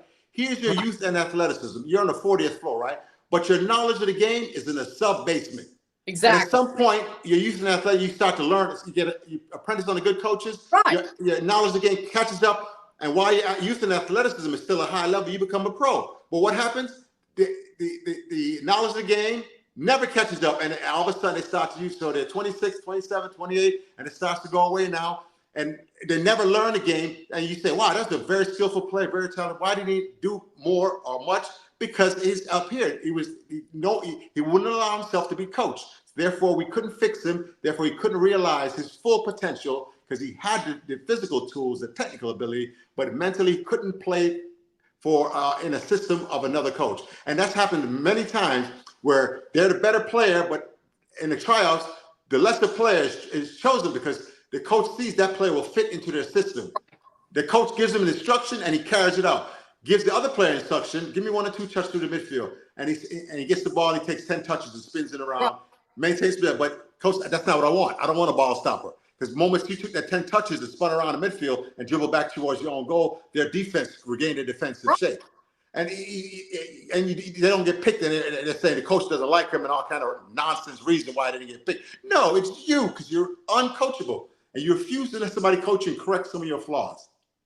Because the player that's better at reading the game, in my book, I like seeing talented players, but the thing that hurts me is when I see players who are like, they have all this talent, they have all this potential, but they never read the game. They can never see, oh, this is the better play. Now, if they could be coached, that's great, but it takes them till about their early mid-20s to where they could really be like, yeah, I should read this game better. And that's what hurts. But very quickly, Ryan, that's why I'm retiring to Jamaica. And I'm going to catch them when they're 7, 8, and 9-year-old. And we're going to fix these problems, hopefully on an island-wide basis, from their 7, 8, and 9-year-old, get that confidence, get that coaching that they're lacking. Because the thing about it in America, right? And like I said, I've run a youth soccer club before here. And I had 7, 8 teams. I had to coach all those coaches. I was coaching director for those coaches and things like that. And so I understand how to implement that system. A lot of players in the U.S. from their under 6 are standing there taking instructions from a coach and carrying out those instructions. Coach says, do this. A lot of players, especially the street ballers in Jamaica and stuff, they don't get coached till they start to show a little talent, but they're 12, 13, and a lot of things engraved. The ability to process the information and take the coaching and do what the coach asks. Now they're teenagers. It's a lot harder for them to adapt. But even then, with the coaching, like in Jamaica, there's not as many well-rounded coaches. Like, of course, there's you, Coach DaCosta. You're a very well-rounded coach. There's Mr. Bailey, very well-rounded leader and coach. But in the country, there's more people who it seems like they're just there to be like, hey, I'm going to work on their or ride on their talent and not try to teach them. And they're like, but the JFF loves that, I would guess, because it seems like the JFF doesn't like people like you or a Mr. Bailey. They like more people like Mr. Speed, Mr. Rudolph Speed than people. Well, like I said, I'm a problem solver, and I'm an X's and O coach. I'm a technical coach, technical director, which means I will break down how a team builds up from the back through the midfield and build a baseline of how they're supposed to play. And then now allow the players the freedom to express their individual brilliance in that system. And if it doesn't work, we're still 1 and 2 touching it and maintaining possession and tick-a-tock in that ball. You understand? So they don't want the best of both worlds. And they've often asked me, what's your style? What's your coaching philosophy? I said, all of the above. Everything that's available on the football pitch. But what does that one play call for, Ryan? What does that one football play in that moment of the match call for? Does it call for a long ball over the top, through ball in the channel, or a combination play to break the defense down that way, a ball out to the wing and then cross? What does the play call for? Make your best football decision and best football play for that play. It's not, we're not fixing everything is this big ball, everything's a small, You give the tool, you equip the players with the tools necessary to play, and then you give them the freedom to go and play. Because for me, it's about how you read the game. I don't think there's I don't think the comprehension of the game is taught as well.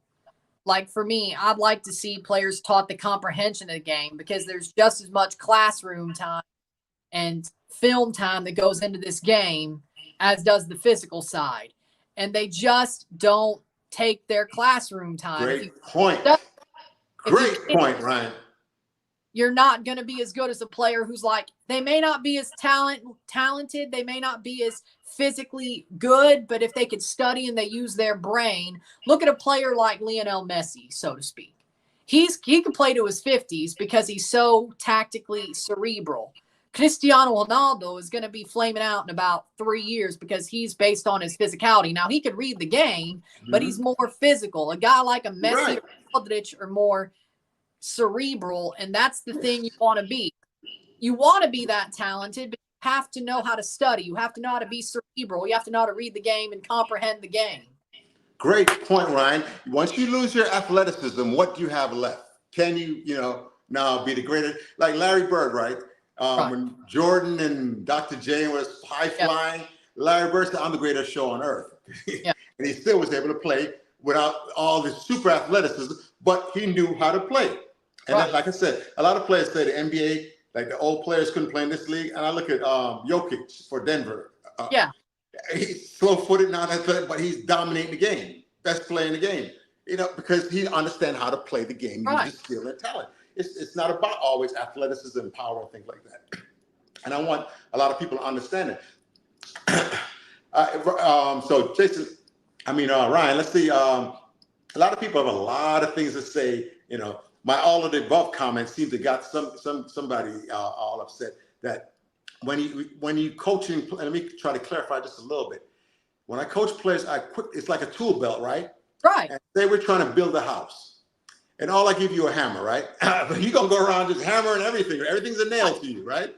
But if I give you a hammer, saw, screwdriver, measuring tape, you know, everything on your tool belt, now you have more capability, and your house is gonna be a lot better than just a hammer, and things like that. So we train them to have a finish with their right foot, finish with their left foot, be able to have a power shot, bend it around the wall, all kinds of things, a little tapping, you know, how to slot balls with your foot inside your right foot, inside your left foot. And I try to equip them as many weapons on their tool belt as necessary for them to be successful. Now they're in the match and they find themselves in a situation.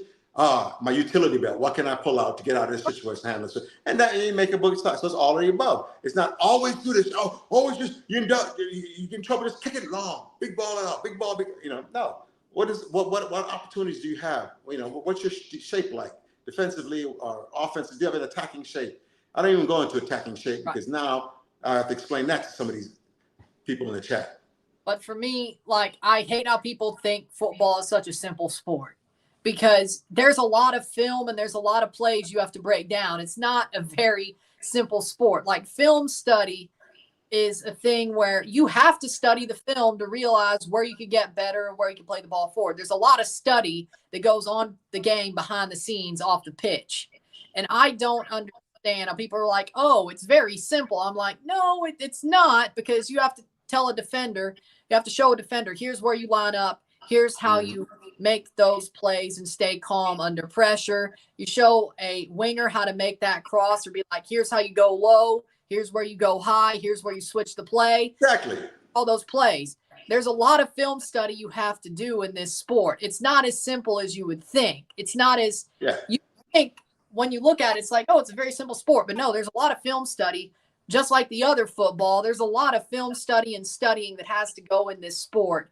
And I think that's the thing that people don't like as players, or when the players are, they don't like the studying portion of it. And that's where you separate the men from the boys, so to speak, is the ones who want to study and learn. I'm gonna try to explain one more time that guy named Brazildinho, right? What all of the above mean. Now, Ryan, if the defense is back, goalkeeper's on his line, defense is back, and you're in midfield, is a 60-yard shot on goal a good idea? No. No, right? But now, same ball in same position, same shot now, but the keeper came off his area to clear a ball, and the ball ends up in the same place. But he's outside his box, out of the area, outside the box, to clear a ball, right? Does that 60-yard shot gives you the best chance to score now? Chip keeper, if you chip the keeper. Yes, because remember, the keeper was back. The first scenario, keeper was back on his line, ready to catch that, right? But now the second scenario, your attacking keeper came off his line, out of the area to go clear a ball. But it went to the same spot it was for the first 60-yard opportunity. Now that becomes, all you got to do is lob it back over his head, tip his head, and you score. So I've told him, normally that's a bad shot. But I'll just give you a scenario that becomes the best chance for your team to score. And if I'm a score, we never do 60-yard shots. No, never do this. Never. I just showed you. You never say never on the football pitch. You never do that. So because anyway. there are times where there are things you normally wouldn't do when you need to do them, like checking keeper, like Patrick Schick did back in the Euros 3 years ago. Keeper way off his line. That was an amazing goal. He checks keeper, and there you go. I'm going to guess. But again, for me, it's about when things are where things are. I'm going to wait and see if coach comes back. But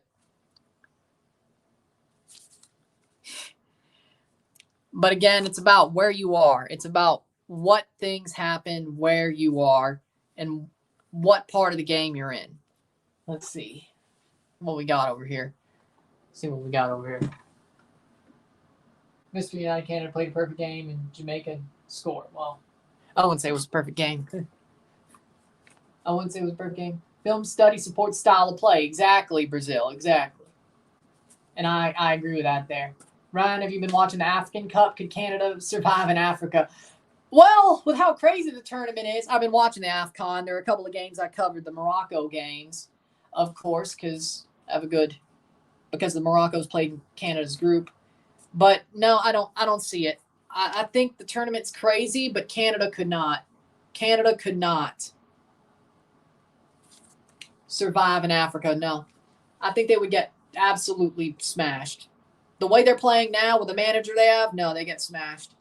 They probably still get out of the group and then get smashed in the knockouts. So with how crazy that tournament is. But I love AFCON. I think it's an amazing tournament.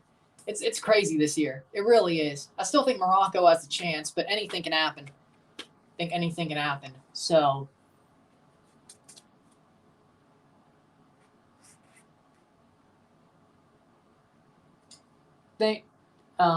let's see. Al says, this guy think we're living in a perfect world where not mistakes have to be made. The players don't make mistakes purposely. If you don't make mistakes, you won't learn nothing. I never said, for me, there are mistakes to be made. You will make mistakes, but that's what you learn from, is you learn from the mistakes that you make in life, not just on the field, in life. You learn from the mistakes that you make. You always will learn from that. So with that being said, I know there will be mistakes made if we're talking about football but we'll talk about football. I know there will be mistakes made. So what you do is you look at the film, you look why that was a mistake, and you build from that mistake. I don't think there's ever a perfect world. Look at Chelsea with Mourinho. They only allowed 15. They allowed 15 goals. That's a low amount of goals to allow. They still allowed 15 goals. Where'd those mistakes come in? There's always mistakes you can build on. Was Canada's style play all the above? No, it's not. I don't even know what Biello wants. Herdman, he wanted marauding fullbacks. He wanted runs. He wanted overruns in the channel. He wanted offensive play. Biello, I have no idea what he wants. And that's the problem. He tries to keep it the same, but he tries to throw in his little tweaks to the system, and I don't like it. I couldn't really tell you. We need to tackle more. I think there should be.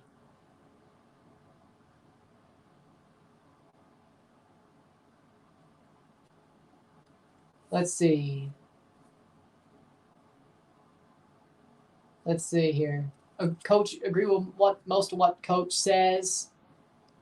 Yeah, the games, AFCON games have been exciting. African teams still love to attack and hear the roar of the crowd when they do something tricky. Yeah, I would agree with that.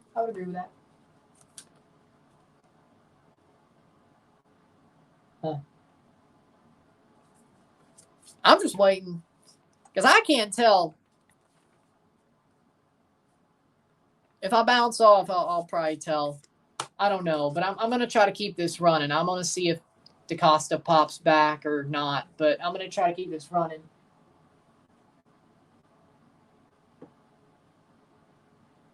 Because I don't know if his camera ran out of battery. I don't know if he's done.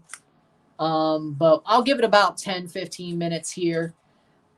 I'll read these comments, and then if he comes back, he comes back. If not, I'll tell LFC to cut this.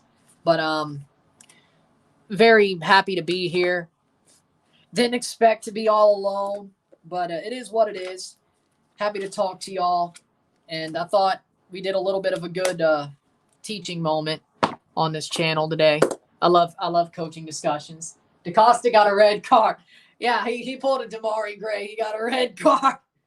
Yeah.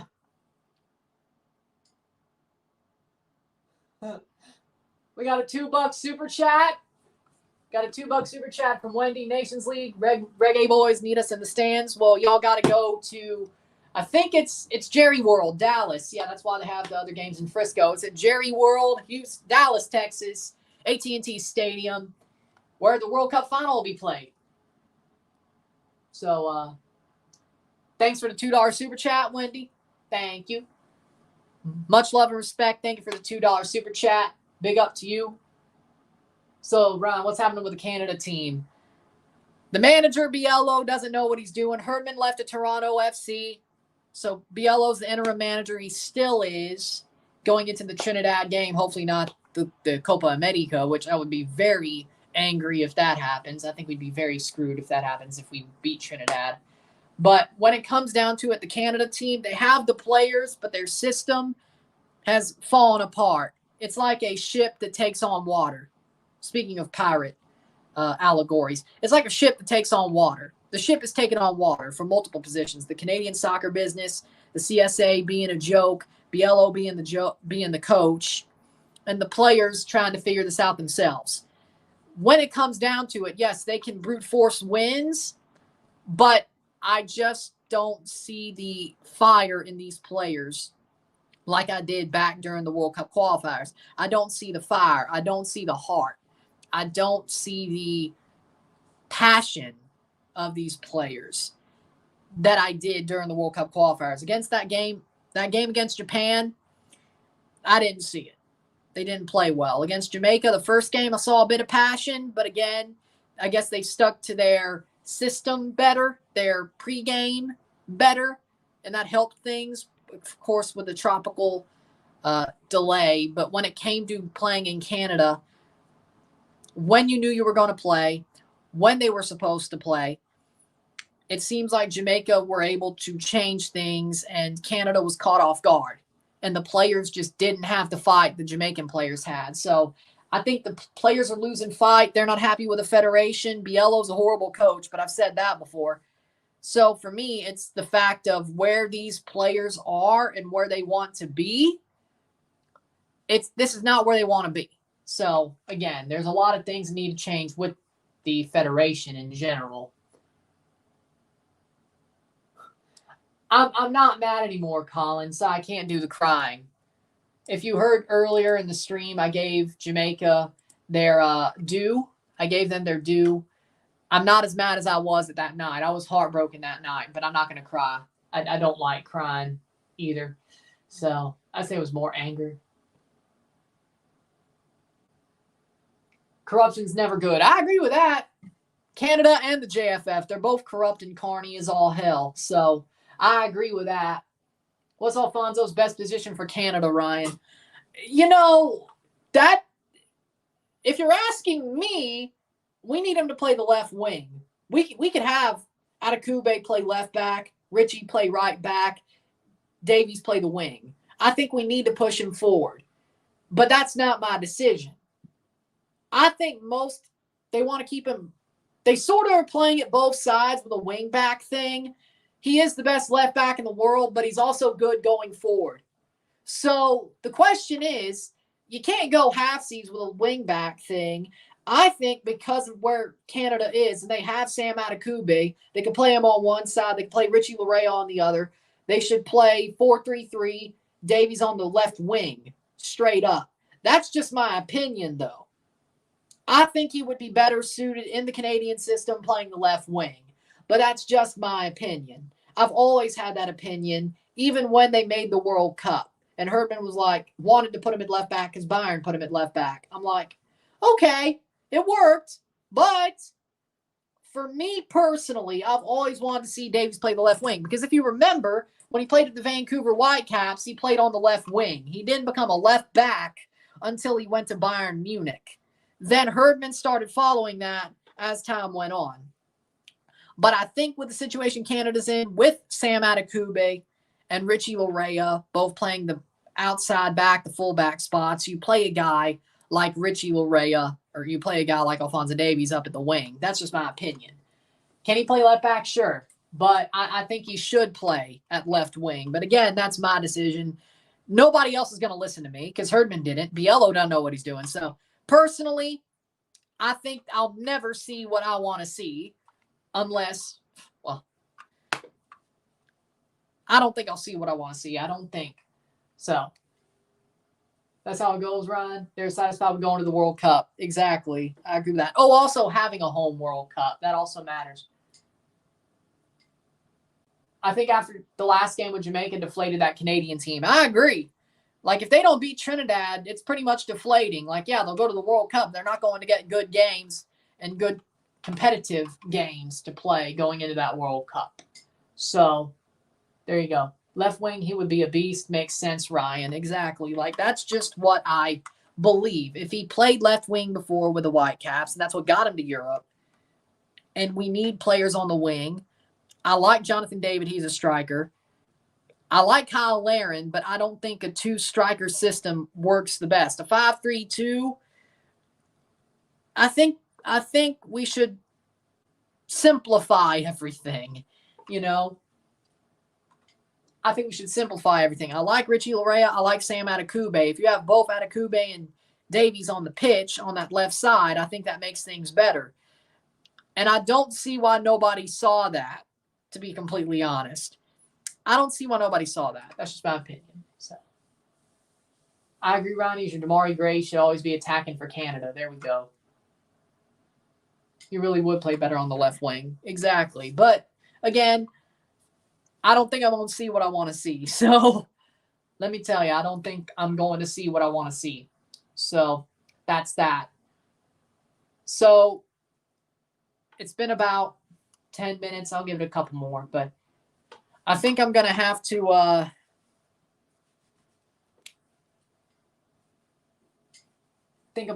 go text Ryan LFC and tell him, or DM him on Instagram and tell him that we're closer to done.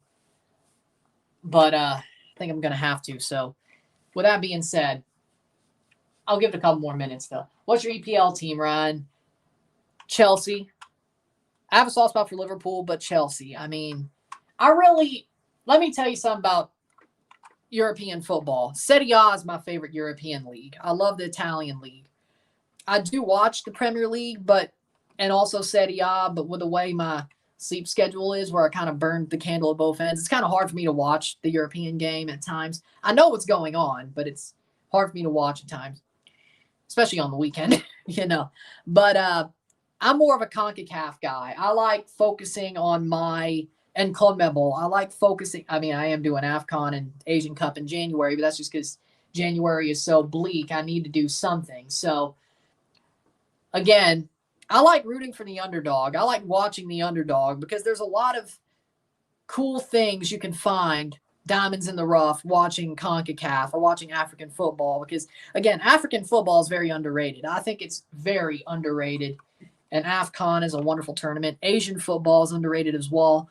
I like watching the Asian Cup, Japanese football. I like watching, of course, CONCACAF. There's a lot of – I like looking for the hidden gems. You know, that's more my speed.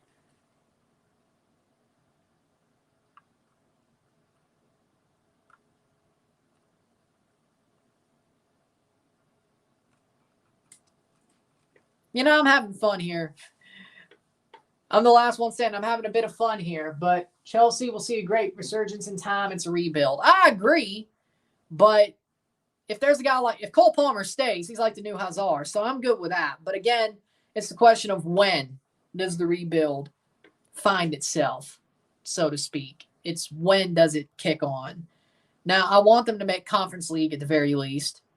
If they win Carabao, that would be great, but when it comes down to it, again, I like the hidden gems more. I like looking at the different places, the different circles of football. I like looking for the hidden gems because, again, as you can tell, I read the game very well.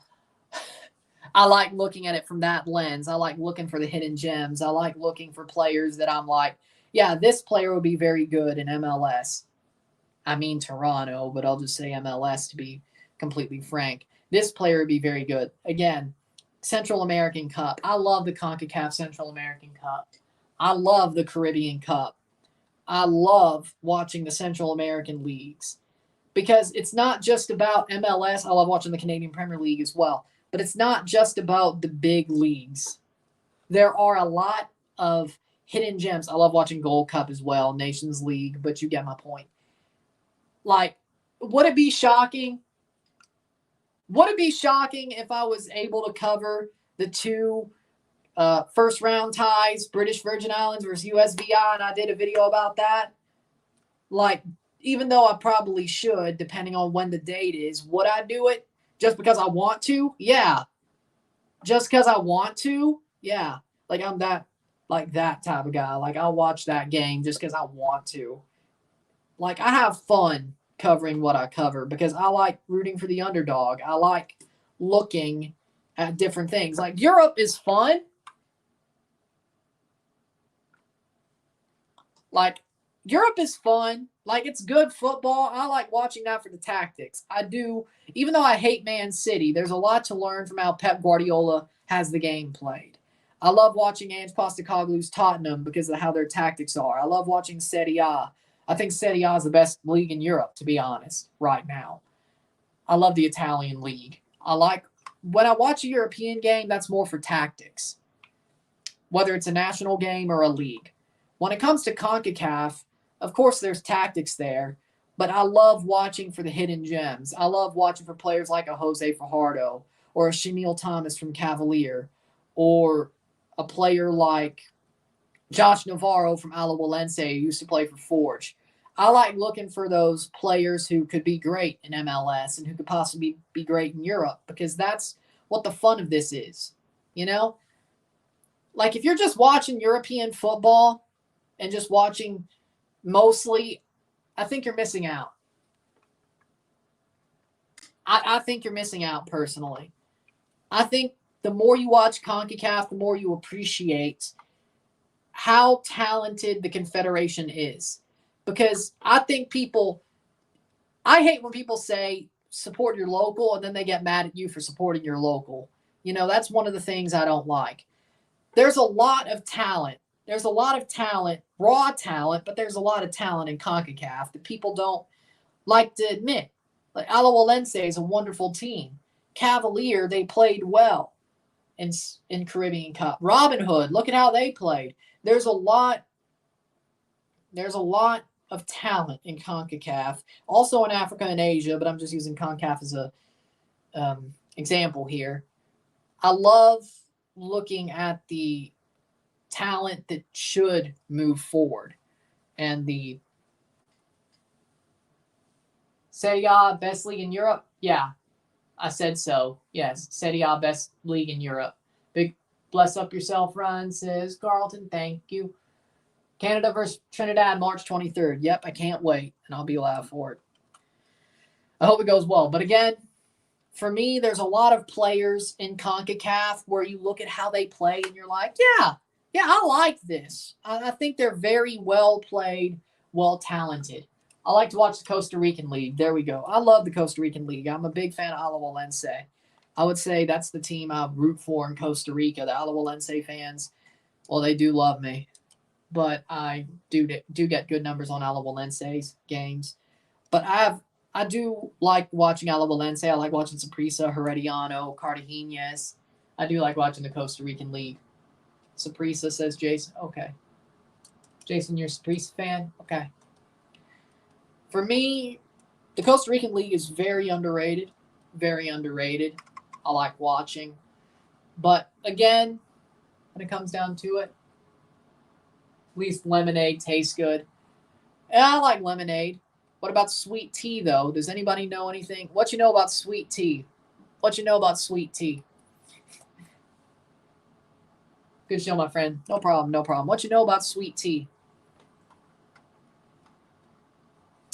I like lemonade, but what you know about sweet tea? Like Deep South, Mississippi sweet tea. What you know about sweet tea? My wife and kids love sweet tea. Nice, nice. Like, it's about, you're not a fan of it. I watched the league in Costa Rica. It's very good. I agree.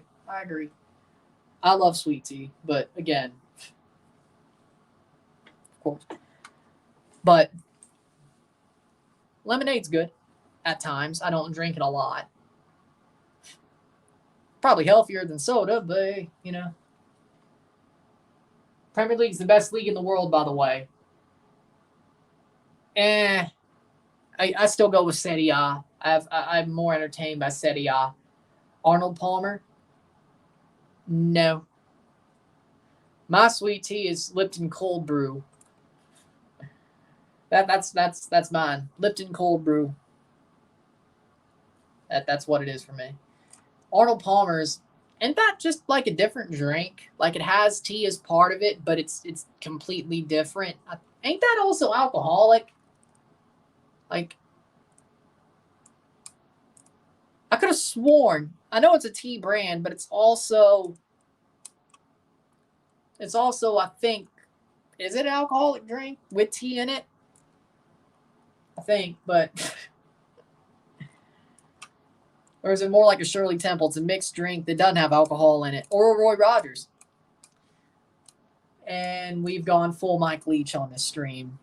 Great. We've gone full pirate. Unsweet tea and lemonade is Arnold Palmer. Well, there we go. It's like a Shirley Temple. There we go. It's like one of those drinks. Press the like button. The alcoholic one's called a John Daly. That makes sense because he's an alcoholic. He's an alcoholic. That makes sense. For real, Trinidad can beat us on a good day. I agree. They can. I already read that. What do you think about Liverpool versus Chelsea final? Liverpool's going to rip apart Chelsea. I think Chelsea's playing well right now, but Liverpool, they're going to rip Chelsea apart. It's not going to be a 0-0 penalty shootout again. No, they're going to rip Chelsea apart. I don't see how it won't happen that way. I don't see how it won't happen that way. I think Chelsea's going to get ripped apart by Liverpool. What is this American stuff Jamaica will? I mean, there's, I'm sure there's a lot of people here in the diaspora from Canada and England and America watching this stream. I'm sure. Petrovic looked to be a good keeper so far. I knew he would be good. I thought he was amazing at the Revolution. I thought he was an amazing keeper. So I'm not surprised he's good. I'm not surprised at all. Liverpool 6, Chelsea 1. I would not be surprised. Trinidad could beat Canada on a good day. I think so too. As I said, they're the Appalachian state of CONCACAF. They could beat anybody. They could be tough and beat anybody. So, again, let me say this has been a fun show. I'm going to go tell LFC that we're near done. I don't see Liverpool ripping Chelsea apart, maybe 3-2, 2-1. Yeah. I would hope it's that, but I don't believe it. Chelsea win. Sure. Yeah, like, unless Cole Palmer has the game of his life. I love Cole Palmer. I think he's a good player. I don't think he's that good yet. What about Jamaica versus USA? Jamaica versus USA, I want Jamaica to win. I'm rooting for y'all, please. I think y'all could be tough. I don't think it's going to be a crazy. I don't think it's going to be a blowout. I think it'll be a close game. Now the question is does Jamaica get it done? I think they can. Let me see what the rosters are, but I want y'all to win. It's possible for Cole to have the game of his life. I hope he does. Salah's out, right? They say he's out up to 28 days, which is. That could mean he's out of not the tournament, but the Carabao Cup final. Trent and Salah going to rip Chelsea to pieces. Yeah, if they both play. Salah's back in England, so that means Egypt's screwed for the AFCON. Egypt's not going to win the AFCON. We'll see, though. I don't think they'll win the AFCON then, because what else? Jamaica, 2-1 Jamaica, as long as it's not the Jamaica B team. See, that's why I said we got to look at the rosters. We have to look at the rosters and see. I think even without Damari Gray, Jamaica could pull a win. As I said, it's time for the whisper to become a shout. That's what I said earlier. I think Whisper Richards he's already scored for the national team. He scored at the Gold Cup. I think he can have one of those moments. So I would hope so. Leon Bailey, if he shows his leadership abilities, I think he can. I think he can push on, but give me a second. I'll be back.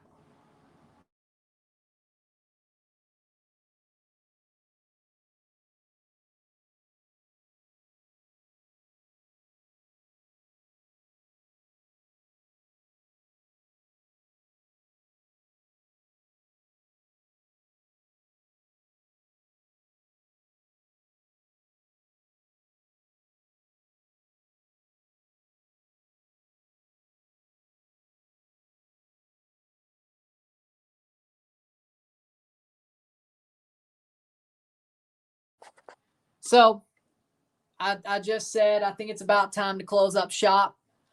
I wanted to say thank you for watching the stream. Thank you for watching the stream. I had a really fun time. It was good to run this by myself for about 30 minutes. But since it seems like DaCosta is gone and Ryan's gone, I texted him. I said it's about time to close up shop. Thank you all for watching. I had a lot of fun reading your comments, talking about the game, and also talking about the World Cup group. Good luck to Jamaica. Hopefully y'all win the Nations League, and I've had fun. So, with that being said, if you like the stream, like and share, subscribe.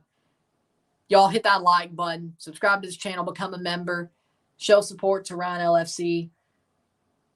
Show love. Show support. Go check out my channel as well. And hit that like button. Hit that subscribe button. Send super chats. All that great stuff. Keep supporting. All love. Big ups to y'all. Keep being one of the best teams, fan bases in CONCACAF. Y'all are awesome. Let's see this grow even more. 2024 is the year of growth. So keep going, man. Keep going. Thank you for watching. And best wishes to y'all. Best wishes to this channel. I'll be back soon.